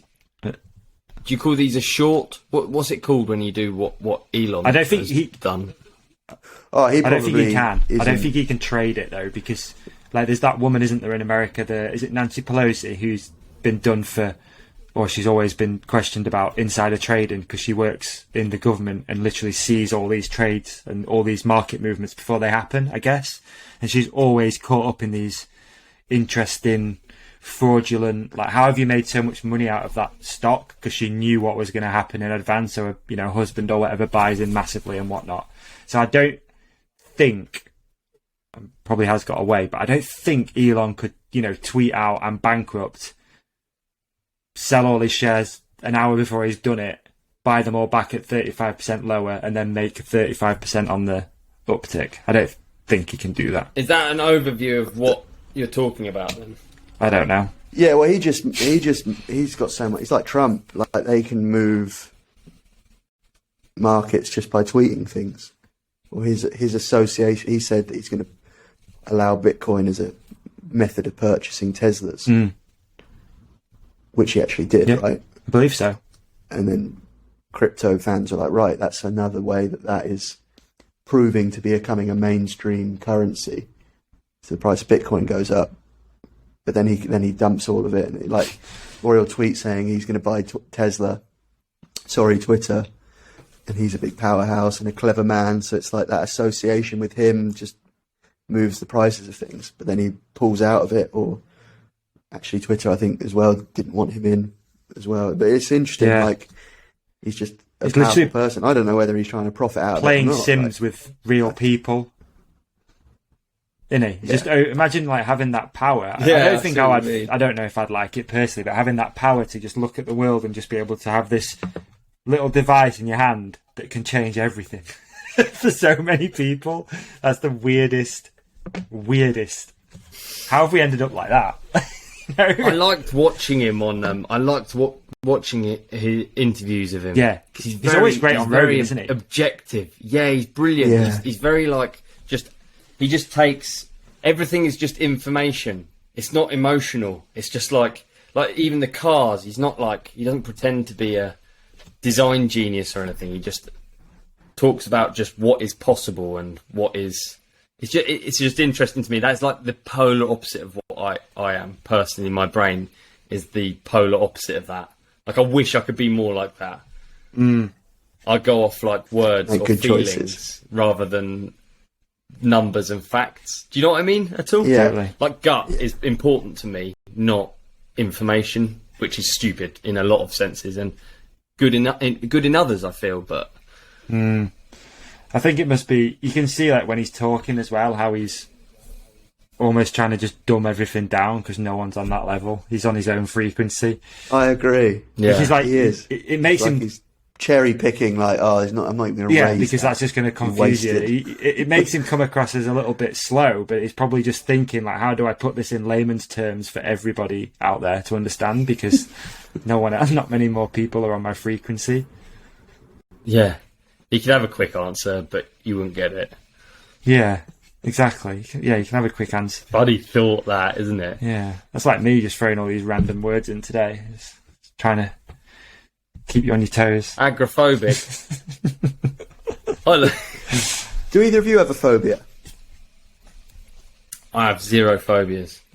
Yeah. I have one that I share with my brother and my mum, and it's a phobia of holes. Now, it's got a name, and I can't remember the name for it. In nature, out there in the wild, anything that's poisonous and horrible has lots. It's often got quite a holy texture to it. Lots of holes. I know exactly what you're talking about. It looks like rot, and if you see that, your brain automatically, for most of us, defaults to that's bad. I don't like that. Don't touch it, because in nature, this is stuff that hurts you or poisons you. So it's like an innate response to seeing this texture. Trypophobia. If you Google hole phobia, it will come up with the worst examples of the things that tick that box. Trypophobia, isn't it? Trypophobia. Yeah, and I I told my mum about it, and she was like, "Oh, don't be stupid."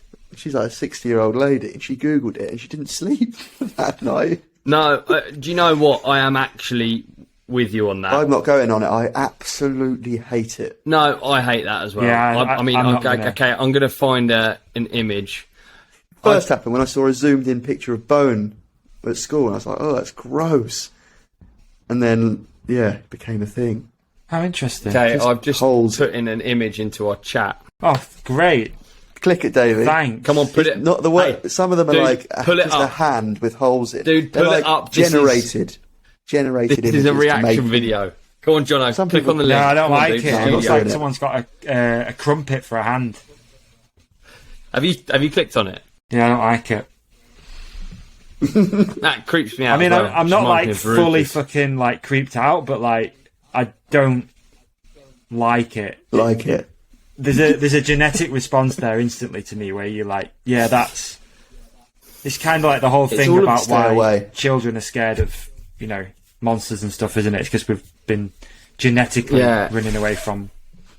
It's like all of those lions. seeds inside of the holes. That's gross to me. Yeah, I'm scared of bits. You're still looking at it, aren't you, Ollie? Yeah. Stop touching Don't yourself. like it. I don't like it, but it feels so good. No, I don't like it, but I wouldn't say it's a phobia for me. But I don't like looking at that. It creeps me out as well. The thought of it. Yeah. Yeah. I'm Weird. going to switch gears a little bit. X Games happened this weekend. Did you know that? Only because I've seen an Instagram of some of the skateboard kids. Oh, really?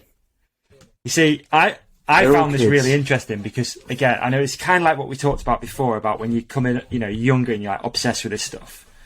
X Games used to be a massive thing every year for me. It used to be on Channel 5, I think, or Channel 4 or Channel 5, and you used to stay up at night to watch X Games highlights. And now, couldn't give a single fuck about X Games at all. Not even one. It's so weird that it's happened, and I think most people are the same. I've messaged Jace, Gypsy tells Jace, and I was like, dude, is it just me that's missed X Games? Like, it's happened, and I've barely seen anything from it. And he said the same thing. He was like, dude, couldn't give a fuck. It's gone. It's done. But then I watched some of the stuff today. Done, isn't it? Really good to watch. It's just annoying that it's not easy to digest. And I was thinking about, is it a change as well of how we perceive action sports athletes? Like, for them now, is X Games even a big thing? Probably is, but is it more important to put out a sick edit? Because back then, when I'm talking about when I was into it, you didn't have social media, you didn't have YouTube, you didn't have someone like R. Willie that's making vlogs that are huge, or a Matt Jones, or or whatever. And it's just weird now that you've got this X Games thing going on, and it's it used to be in the Staples Centre. Do you remember? I think you're right. Yeah, I think what you said there about there's other stuff, I think it's just as big when they're there. But you probably have, for the guys that, if you're at that level, the top level, then you're probably also a social media person or a YouTube person or a personality or something. So you probably have that underlying feeling of, if it doesn't go right this week, I'm back to that. I think so. Like, it used to be all or nothing for that event, right? You wanted the you want a freestyle motocross gold, whereas now it's like, and if you don't get it, then you come back next year. So You've got a year to wait, and you go back to your training compound and work on it for 6 months. I just find it super interesting that it's not even a. I think last year we were more engaged because it was real MTB, so I was more engaged in X Games, and now they didn't bring it back this year. But I was way more like pumped for it. I was going to say, I wonder if it's like just shit PR. That's the power of that. That's the power of good PR or bad PR. Like, I think stuff can become stale unless you do promote it. I think it can become stale. Like, if you were just told, "Oh, X Games is on this weekend," you're just sort of like, "Ah, cool, whatever." Whereas a good PR company will make you hyped for it. Fight PR is just insane. You can get. Caught. Yeah. You can get caught, can't you? Definitely. Some fights will pass me by. Others, I'll just see a poster. I'll be like, "Oh, what's that?" And then I'll watch one video, and then I'll get in the algorithm, and then I'll get fed all of the build make up. An event out of the before the event started, dude. Can't they? Yeah, exactly. Totally. And I wonder whether that's all it is with X Games. I mean, I know X Games. Okay, I don't want to be a hater, but you can't have pit biking as an X Games category, and then. If you have pit biking, there's a 110 and if you have pit biking thing. What? I mean, if you have that, I don't even know what it is, if it's judged or if it's racing, but you can't have that over any number of other sports, even sports I don't like or give a shit about. Kiteboarding, fucking stuff that I hate. Even that don't have a place in X Games. Over with you. Pit biking isn't 100%, dude. So the pit biking thing, I watched the highlights of. So basically, it's a course. And it's like a judged basically one lap round a motocross track. And obviously, it's at Axel Hodges' sleigh ground, and he's just like head and shoulders above everyone, so he just wins that, and it's cool. Then we move on to the next event, and no one else is anywhere even close to him. He's like stood on the seat, wheeling over the thing, like the whole thing's. Yeah, I'm 100% thumbs down. 100% thumbs down on pit biking being at X Games over, like you said, Ollie, really important, over kiteboarding, kite surfing, whatever you call it, surfing, all that stuff's not in. Yeah, and I'm willing to say kite surfing can get fucked as well. Yeah, but it should be in there over pit biking. I wrote down 4 highlights though that I think were good from X Games. I think kite surfing's really cool. Yeah. I do. I'd love to do it. It scares me. Yeah, no doubt. It's fun participation, but I think the problem I have with it is that you just end up dangling off the strings in the wind. You know what I mean? It's like we're just talking about phobias. I think a phobia is being dragged somewhere by a kite and just been out of control of mine. I think that's an actual phobia. That is. I think I can fly a kite and I can wakeboard, and I can't get. If you're not good, what stops you just getting pulled out to sea? How do you come back? I know you jib and you whatever, it's like sailing, but if you're not that good at it and the prevailing wind is just out. Yeah. What happens?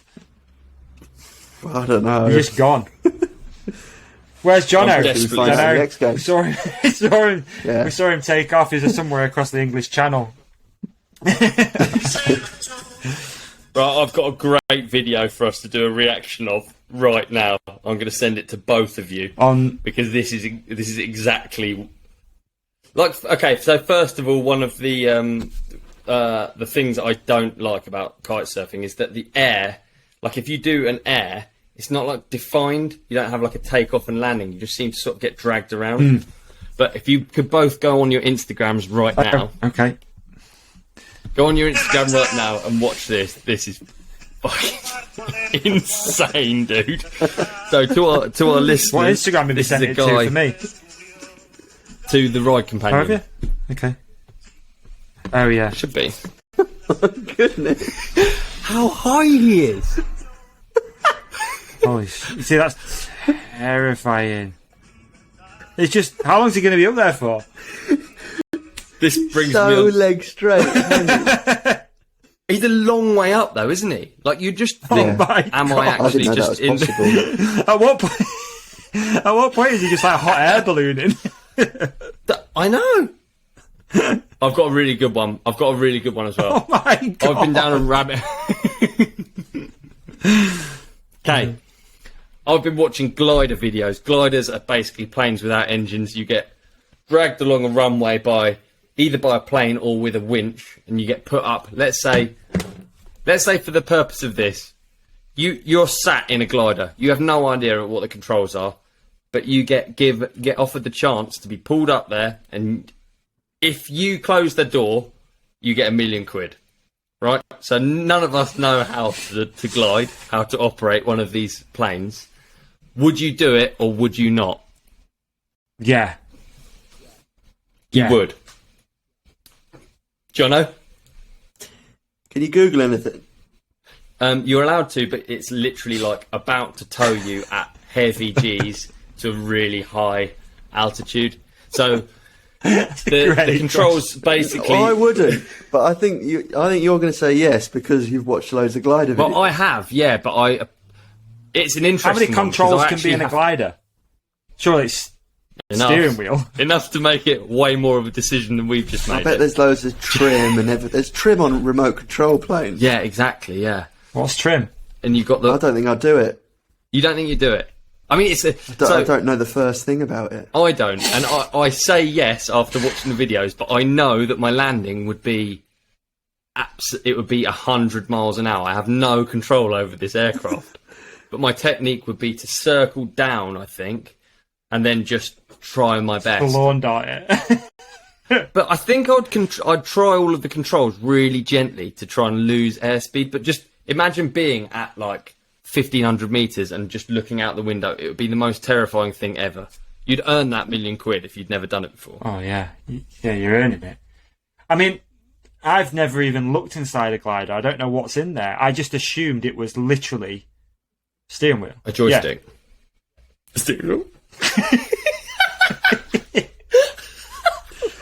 But with a bowling, like a little pool ball on the thing, and you just wind it in. Just wind it in. Looking over your indicators shoulder. in a steering wheel. No, it's a joystick because it's up, down, Is that right? side to side. Yeah, it's just a joystick Then in I the think I middle. would do it then. Okay, I would so do it. so now you're sat in there and you've got the joystick. You're actually like, fucking give me the money. If it's that hand-eye coordination, pull up, left, right, I think I would do it. I don't really When know. I hurt my ankle, I remember saying the next day, if you offered me £1 million just to quickly roll on this ankle now, I wouldn't. There's no way in hell. Really, I'd take it. Yeah. Oh, that feeling. Whoa. It's funny, isn't it? If you told me that and your ankle was all swollen and hurt, I'd be like, Yeah. but when it's you, you're like, ugh, it makes your own injuries Yeah. like a bit. It's a bit hacky, the would you for £1 million thing, but I quite enjoy it because I like doing it, like thinking about it to a point of almost obsession.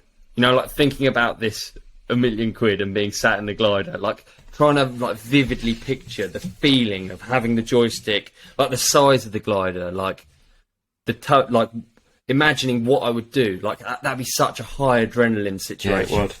If you were just Yeah. getting catapulted into the air, or even if you were just being towed up at a nice rate behind a plane, you don't know what to do. You don't know anything.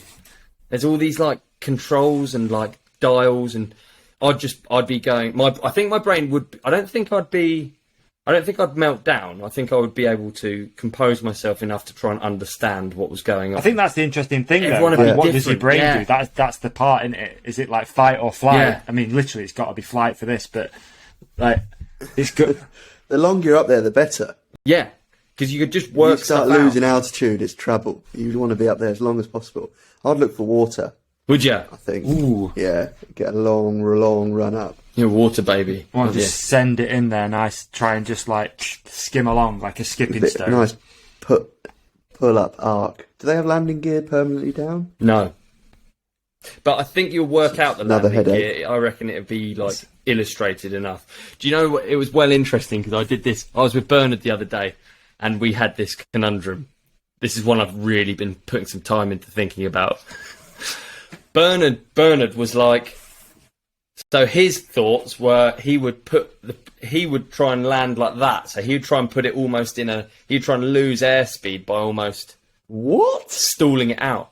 Whereas that No. scares the Rear shit. wheel And also, I fixed. don't think a glider wouldn't work like. Yeah, no, he'd try and like yank it so it was like to lose airspeed, and then just so But the they tail grip would the touch air. down. No, I yeah, don't no, think they they would. would. That's what I said to can't him. I skid. said it would go up vertically, and then he would just he'd go into a stall and tail slam into the ground, and that made us laugh. But I really like how you speak to different people now of like different. I know this is a stupid game. It's a good game. I like really picturing I like it. I Jono like it as a Jones segment. in the seat of the glider. You know what I mean? I like the segment idea. Would you for £1 million? We get Yeah. people to put things down below, and then we can pick and choose some. It's only fun if you go into like micro Yeah. details, I think, and really picture yourself in that situation. Yeah. Because like £1 million, like it'd be a life changing amount, but it's not just like Lambo for the rest of your life. You know, it's a life changing amount of money that you could use sensibly, but it's not really these days. Like, Now, what would you? Okay, can I do one just real quick? Because I find this one quite. Yeah. Would you Yeah. base jump for £1 million? No experience at all ever of flying a parachute. My brother did. I know he it for did. free. That's kind of why I wanted to ask. I want to know if you'd do it. In fact, he even will have filled his van up to go and do it. So he's paid.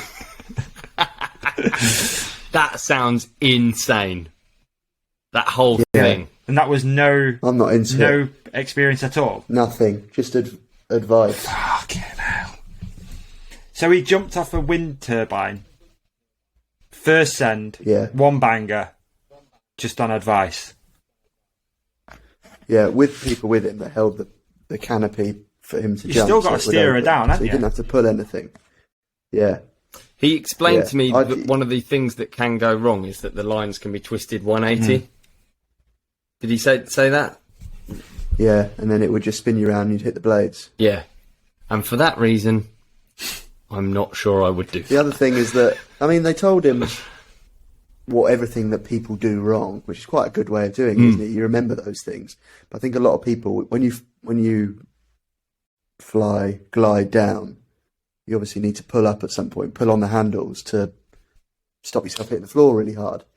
But a lot of people do that really early, and then the canopy gets loads of air under it, but then you drop like a stone. So if you do that too early, you actually go up a bit and then drop like a stone. So if you do it too early, you break your legs. So you have to actually wait really, really late. And they said, don't you pull on those handles until you think you could be stood on someone's head. Right. Interesting. So wait until you think you could be stood on someone's head and then pull them. Otherwise, it's too early. But everything went So perfect. £1 million? Some of the guys, he said, some of them will do it. They'll climb up radio masts, towers. And they have to go straight past, like, the output bit. And they said they can feel it go through their bodies when they're going past that bit. That can't be Feel good. what? Sorry, feel what go through? Like the signal, like the radio buzz of it waves. microwaving through them. Matt's not done that. I think that's more dangerous than the jump, isn't it? Yeah. Yeah, I'm not for that. Think how many phones that's going to. Yeah. The area of a surface of a EMF. sphere. And you're taking, like, 5G, that range, was you're taking most of it. No, you get COVID if it was 5G. it? Bloody good signal. I'd make a load of I've never phone had calls. You're like, where are you? It's crisp. Yeah. I stood on it. Hello, Mum. You know, my mum, it really bothers her when the signal's not good. It really panics her. I'd give her a call. That should be first. God, it's lovely and clear line, isn't it, Mum? God, bruh, fantastic. By the way, I'm just about to jump off it. Would you two do the base jump? I don't think I would, by the way. Don't know. It's kind of Maybe been I on would. my bucket list for a while, doing a base jump. And I know it sounds silly putting it out here because things on here seem to happen. So I'm going to say that. Right. Next thing you know, it's like, oh, going base jumping. You know? For $1 million, and if someone held the canopy open and told me what to do, I would. I wouldn't for free. Yeah. I'm not. Yeah, I rate it. It did it. Yeah, it's for me. gangster. Wanted to badly, and actually when it did it. But no, I don't know if I get. I'm not like excited to try one. No. Do you know what I really liked? He said about the like, because they do it. I don't know if they did it then illegally, but they do it illegally, and a lot of it is like picking the locks, getting up there, and Yeah, getting I know. in. You got- But they always where leave can you it, do it? so you can never tell that they've been there. Yeah, Which is, I think, is really cool. So they pride themselves. That's like the kind of etiquette. That's the base jump etiquette, is to like break in but not leave any criminal damage, anything broken. It's like us because you're- fixing lips. Yeah, it's just completely secret. It's so cool. yeah. You chain ring a jump. Yeah. I don't think I've ever patched it up. Oh dear. Should we do some listener questions? Let's I'm do mindful it. we've been Oh, going yeah. for a while, haven't we? You know. Are these questions? Are we 2 Yeah, hours? we're 2 hours in. It's too easy with you, Jono. You might as well be a regular. Right? Should we get Should we get you on again soon? We can have an injury update. Mate, Yeah. always welcome, you know Wicked. that anyway. Let's do it. Yeah. Before you ask these questions, do they know that they're for me? Some do. Yeah, so I just put it in there, put like, you might, you know, Okay. and we mentioned it on the last episode that you might be coming on. So.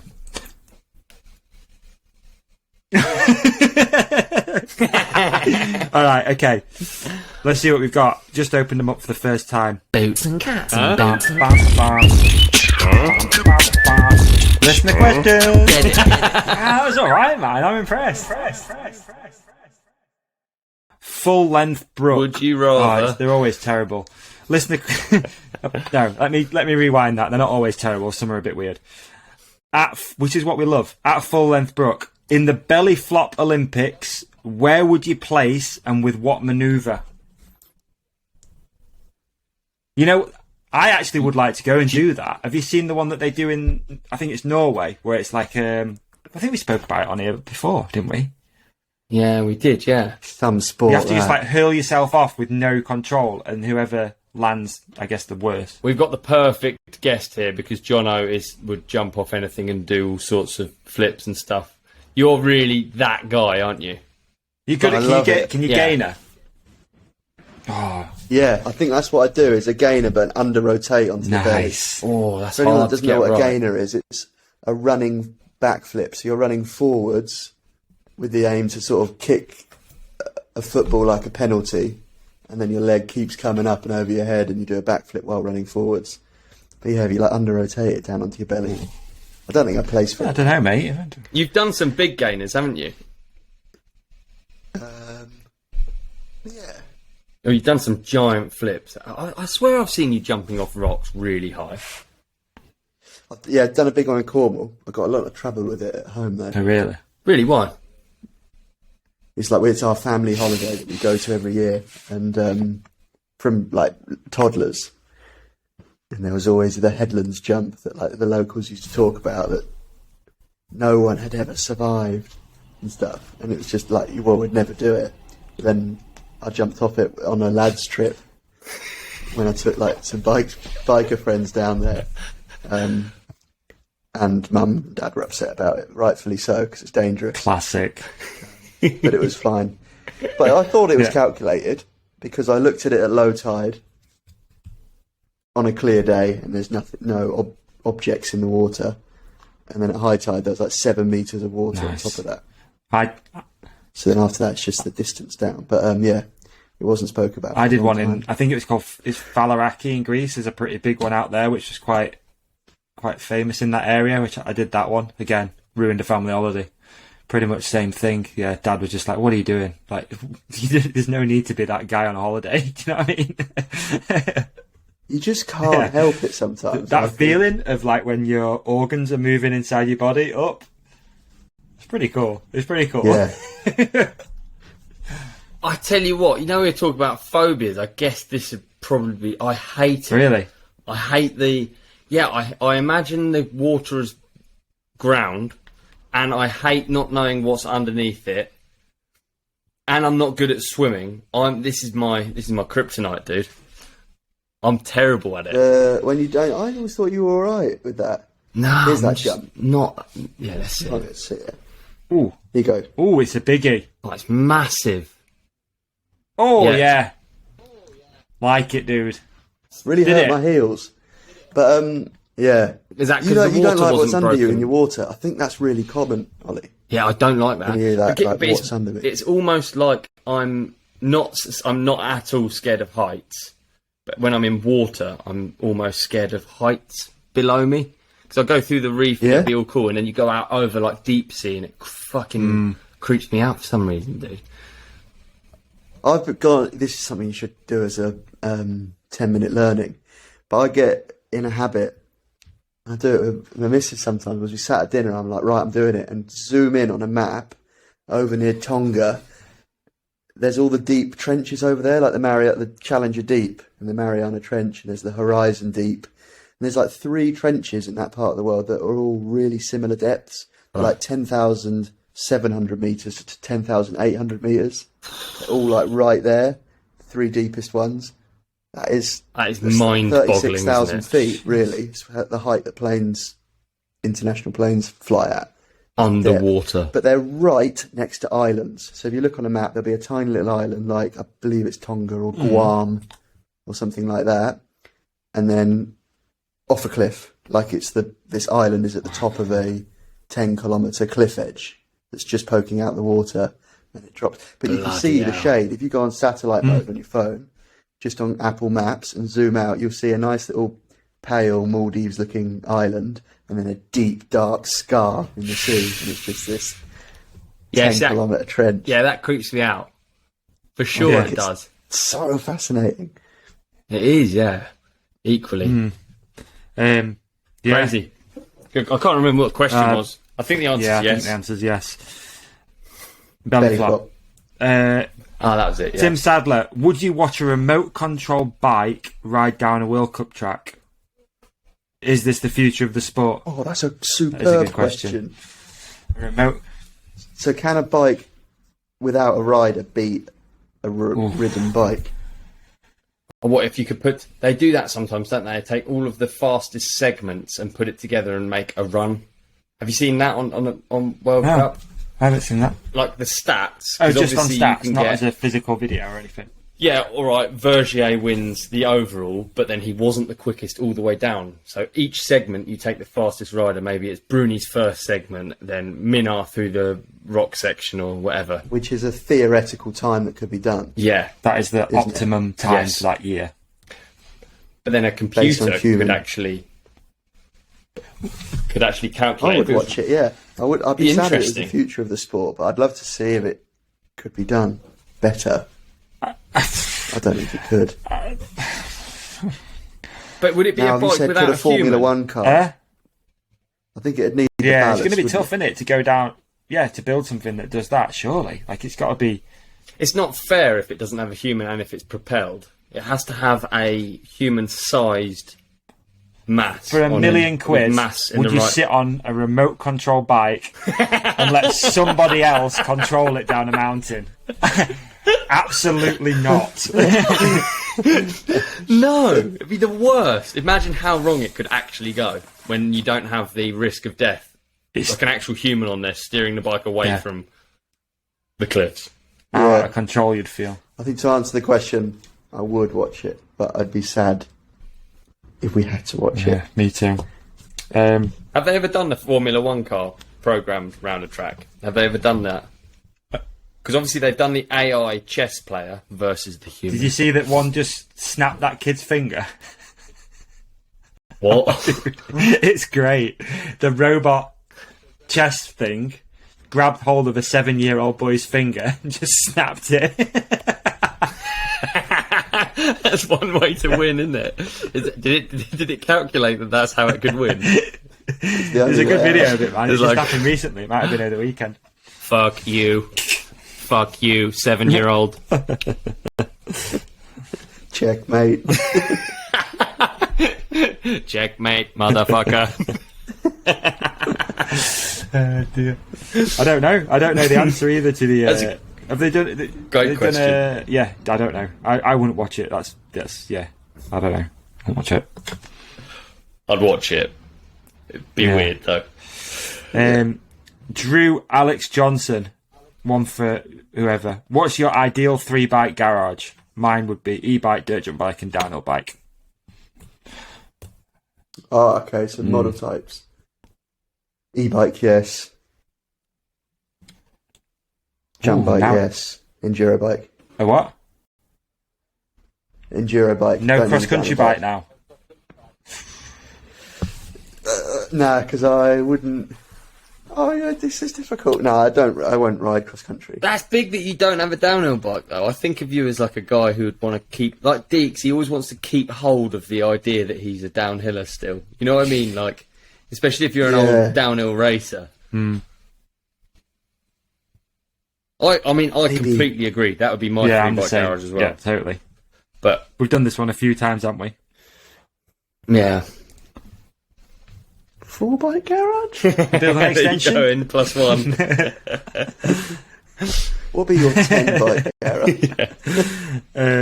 Alright, we got at Lou Elsmore. Will Jono or Matt be riding Hardline? If I'm better, nice. I will. Yeah, I'll be back at Hardline. I'll be there regardless. Same. Probably. Hopefully we're gonna do something up there. Who knows? We'll see. Oh man, but yeah, no, I'll be there. My best endeavours are to be riding there again. This blood thinner stuff will be a hindrance if that happens, because I think it could be quite risky for health to be hurtling down a course like that with thin blood. But, so would that be longer term then, this blood thinner thing? Yeah, a few months. Right, got you. To get rid of the clot. But it's been feeling better. What if I my foot's up at the moment, when I get up and go to the toilet after this, it's going to hurt. I'll rush back to that point in my calf and be really sore. But that is trending downwards in terms of how it feels. Oh, cool. In a positive way. So it's like the pain's getting less bad. I don't know if this will help you, which can Jono. only be a good Well, thing. I'll ask you while you're here. So we've got a podcast sponsor called Compex, and they make loads of muscle stimulation tools and recovery tools. So if there's anything you want on there, just ask and we'll get it figured out for you. I'll have a look. I know that massage is really bad for it. You don't want to massage because you'll break it loose. And I think sports people that get, like if your footballer gets a blood clot, they'll go straight to their masseuse and get it worked on because they think it's a bit cramped. That's what it feels like. Oh, no way. That's like big no-no. And heat therapy, you don't want it to, you want it to break down, but you don't want it to break loose because it works its way to your lung and you get a pulmonary embolism. Well, one of the people at Compex is amazing. You can just ask and link you up together, see if they've got any recovery tools you can get. Yeah, for sure. Yeah, we'll figure it out. Yeah. Welcome. Thank you. At Tim from Wales, regarding Olly's post about retiring his A3, which was great today. Enjoyed that. Best tips for keeping your helmets from smelling. Sorry, I almost couldn't say that. I like him from Wales. Yeah, he's brilliant, isn't he? Top Big bloke. fan. Yeah. I actually just wash mine. I just wash mine in water all the time because the thing is they actually. Oh, there you go.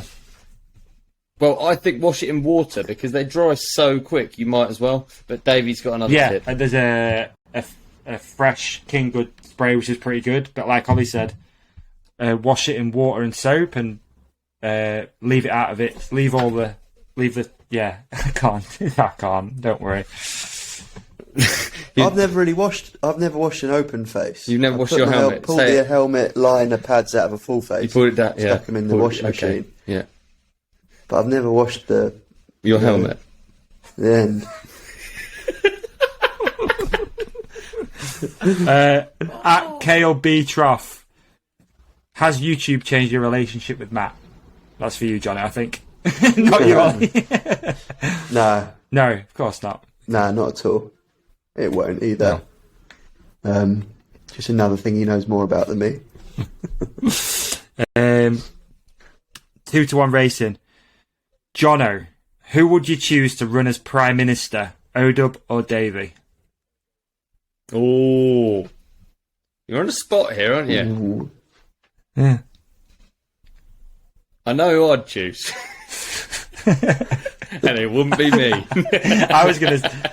I think if I chose Ollie, I'm going to have to use you, Davey. If I chose Ollie, the laws would just change so often that no one would know if they were right or wrong. Just depending on the day. There'd be so much school holiday. Would you invade Russia for $1 million? Yeah, go on then. Yeah, exactly. I think that's how it works now, actually, isn't it? $1 million does sound Be pretty too good. manic, pretty much, eh? You know. We got Ricky Ricardo, 1993. X Games best trick. Did you see it? Question mark. Just going to go back. And which sport? Yeah, he didn't say. But the BMX best trick. I watched Moto. Did you see the guy? Sorry, I'm just going to go back because I did write a couple of things that I liked. Daniel Sonderval did a double flare in a number 23 Michael Jordan jersey, which I thought was pretty sick. But then in his next run, he hit the roof of the building. He hit the rafters and just, it's Really? insane. What, an 8 shit? Yeah, not too bad. He had amazing awareness. He was upside down doing a flip whip and hit the roof and still managed to just basically slide out of it. I also saw David Godchek is sponsored by KFC. I thought, Johnny, you might like that. He got a KFC jersey on. It's pretty sick. No, he did. Did he actually? Yeah, on the podium. He made it happen. Yeah. Promise. He's got a KFC logo on the back, and then at the front he's got his list of sponsors and KFC at the top. Pretty cool. Dope. That is so good. I'm emailing. Get on there, mate. Someone's getting a deal. You know what I mean? Might as well be you. KFC Hellfare collab would be. Yeah. I'd like that. The Jono Jones Siggy KFC. That would be clucking awesome, wouldn't it? Hey, look at it. It's too easy for him. One for both of you. At Match Poll, favourite person / people to ride with?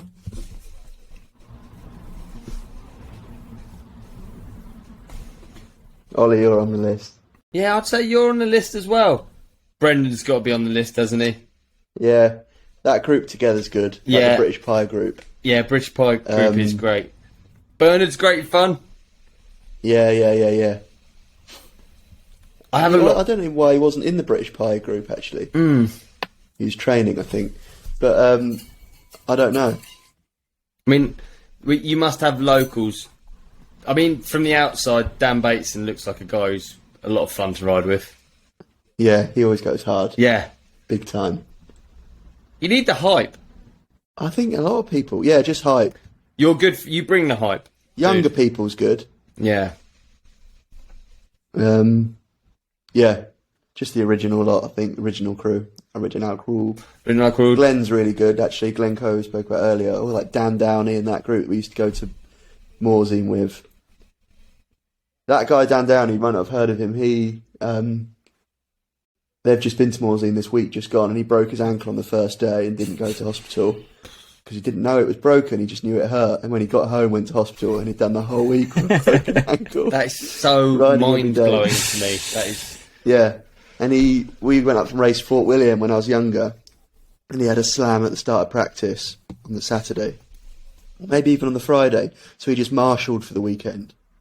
And he was like quite pale and in a lot of pain, and he'd like split his kidney. And again, found out on the Monday. Oh my goodness. He's like double tough. Jeez. Well, we. I used to have the home crew as well. The home crew is always so good to ride with, isn't it? Actually, and Deeks is good as well. Deeks brings the hype. Oh, life is good, man. Good. Yeah. Should we do another? Couple more? Still like a Yeah, it'd be couple great. more. Johnny_362 and then some letters. What's something people don't know about about Jono Jones? What's something people don't know?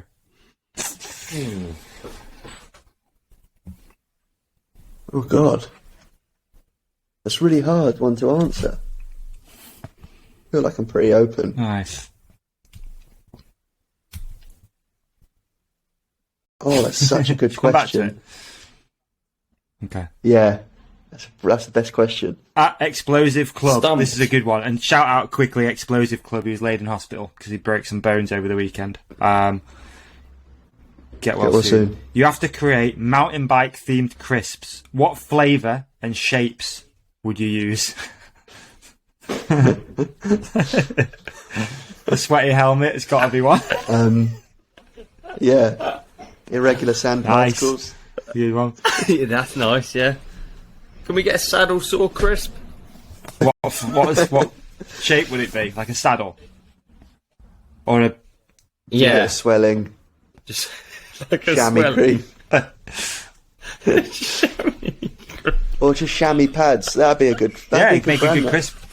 Chamois Like, pad, shape. sort of like a heart shape with the butt cheek, thicker on the gooch. Yeah, I can see Gary Lineker munching on one of them.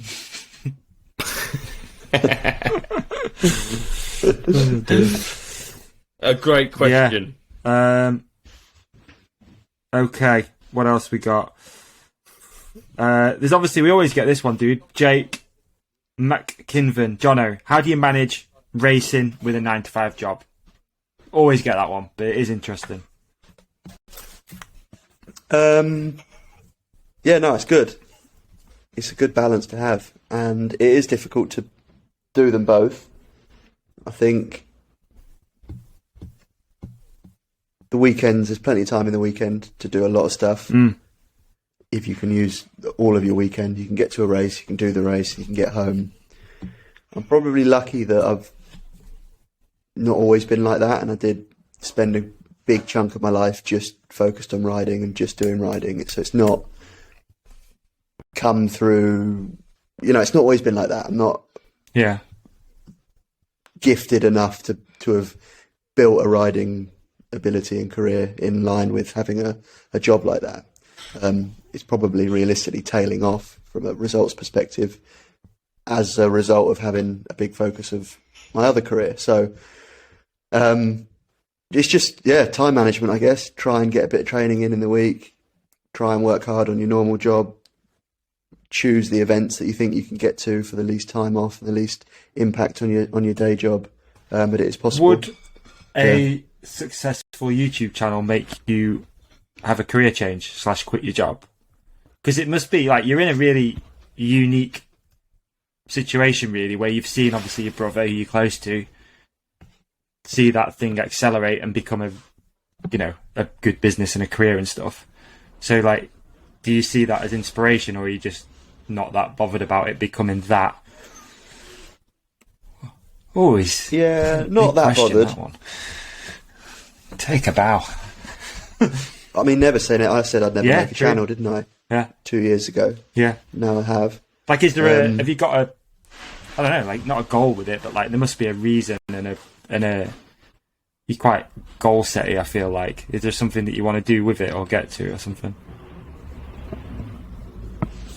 I think it's just an opportunity, and I think it's come through a bit of that guilt of having some downtime with an injury and not feeling like I'm fulfilling requirements for people that support me. So it's like, if I can go to a race and do more, because you can capture videos naturally as you would and then upload them somewhere that I don't currently, because everything I do is on Instagram, why not? I think it takes a while to monetize it anyway. I looked into it. You've got to have 1,000 subs, 1,000 subscribers, which I have got, but it's 4,000 viewing hours. All right, I thought it was one or the other. Is it 1,000 and... Is it? It is both. That's changed, to be honest. That's definitely changed. It definitely just used to be 1,000 subs, as far as I'm aware. And that's in a 12-month window, the 4,000 viewing hours. So, I mean, it's not just like turning on a light. No. But if you can build it, then I guess, you can monetize it with adverts and things. A lot of people have. Yeah, I think, Ollie, we obviously talk about this quite a lot, but I think people probably see a channel like Matt's and, see the success of it and stuff and think, oh, that's fucking must be so easy. But we know how much work goes into even this channel and your channel, and how sort of silly sometimes the monetary value of that is when you really look at it. You're like we've just had our best, I'll be honest, we've just had our best ever YouTube month, which is 500 quid.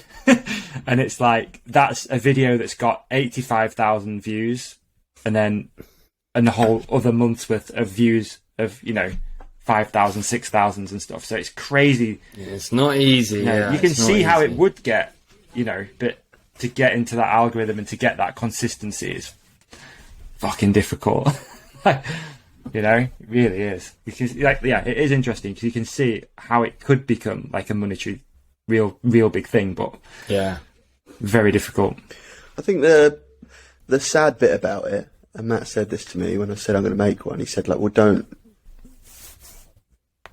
he said something related to don't fall out of love with the good days. And I don't mean that because he has necessarily, but I think he's probably found that some of the best days you have ever, there's no evidence of that day. Yeah, you have a really good day skiing, especially how we've all come up because we're all similar ages. Beach, riding bikes with your mates, young. Zero photos, zero evidence. Because you never ever had a time to think, I'll get my phone out and film that. You shouldn't have to have evidence either. So I think he wants to pump out 3, or any YouTuber or person like that who wants to pump out 3 videos a week. If you're having a really good day, then you probably think, right, this is the sort of thing people want to see, so I need to document it, which then straight away you then lose all of the fun yourself. Not necessarily all of it, but it puts a lens on it, doesn't it? I think, was it Ollie? Didn't Sam say, because we had Pilgrim on it not that long ago, Jono, and Pilg said he had 100,000 subs and he'd not even turned monetization on yet. He was just doing it because he actually likes doing it, which I thought was so cool. He was just doing it for the actual enjoyment of making it and not thinking about it. And that's the dream. I think he really likes editing. Matt's the same. He's got Ben that helps him with his, who's fantastic at editing, and it's a great personality as well. But I think Matt quite enjoys the just throwing it all together. He was real geeky at school with that stuff. He did, we did different types of DT, design technology, or whatever. Different schools call it different things. And I was the making one, and he was the systems and control arm to that subject, and he made a zip wire camera. So it had pulleys and a motor that would run it up and down the wire with a camera on it. Didn't make the camera or whatever. It was a brilliant project. And then he got so into computers and like getting a really nice editing laptop and things like that. So I had to have all the different RAM and solid state drives and things, which I've never known anything about. So yeah, like all the editing and things like that. I think it was same for Pilgrim. It was made for people like that probably wanted to stitch videos together and be creative with it. What did you make in DT? My project was it was hands down bad. It was an off-road turbo trainer for mountain bike training.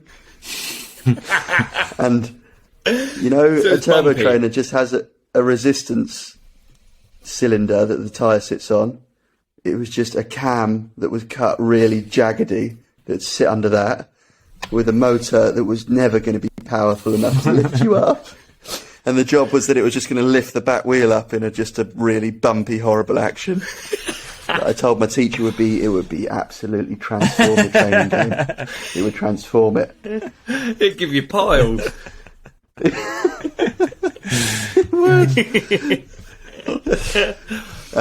you go. Yeah. I think actually, out of Pilg and your brother, that's the two people that work the hardest and have the most success from YouTube. So there you have it. Yeah. You know, they work crazy hard. It is gnarly, isn't It's it? big time. Because people who watch it at home only see 3 10-minute videos a week. But they're flat out. Especially when you're building jumps a lot by hand. Through lockdown and that, there were Ben as well, who lived with Matt for a lot of it, was just broken. All those time lapses that last 30 seconds on a video, that's actually half a day of just shovel. And you can't hide from it. If you don't do the work, then the jump isn't It's true, yeah. You're really setting yourself up with that, aren't you, with the time lapse? Yeah. That's true. I love the idea of your time lapse. You know, like fixing the chain ring you talked about earlier. It's just fucking. It's like one of those nature watch cameras, just black and white. Chain ring. Just the date changes on the bottom. That'd be But a then good try gag. covering it up, not with shovel work, but with leaves. Yeah, disguising it.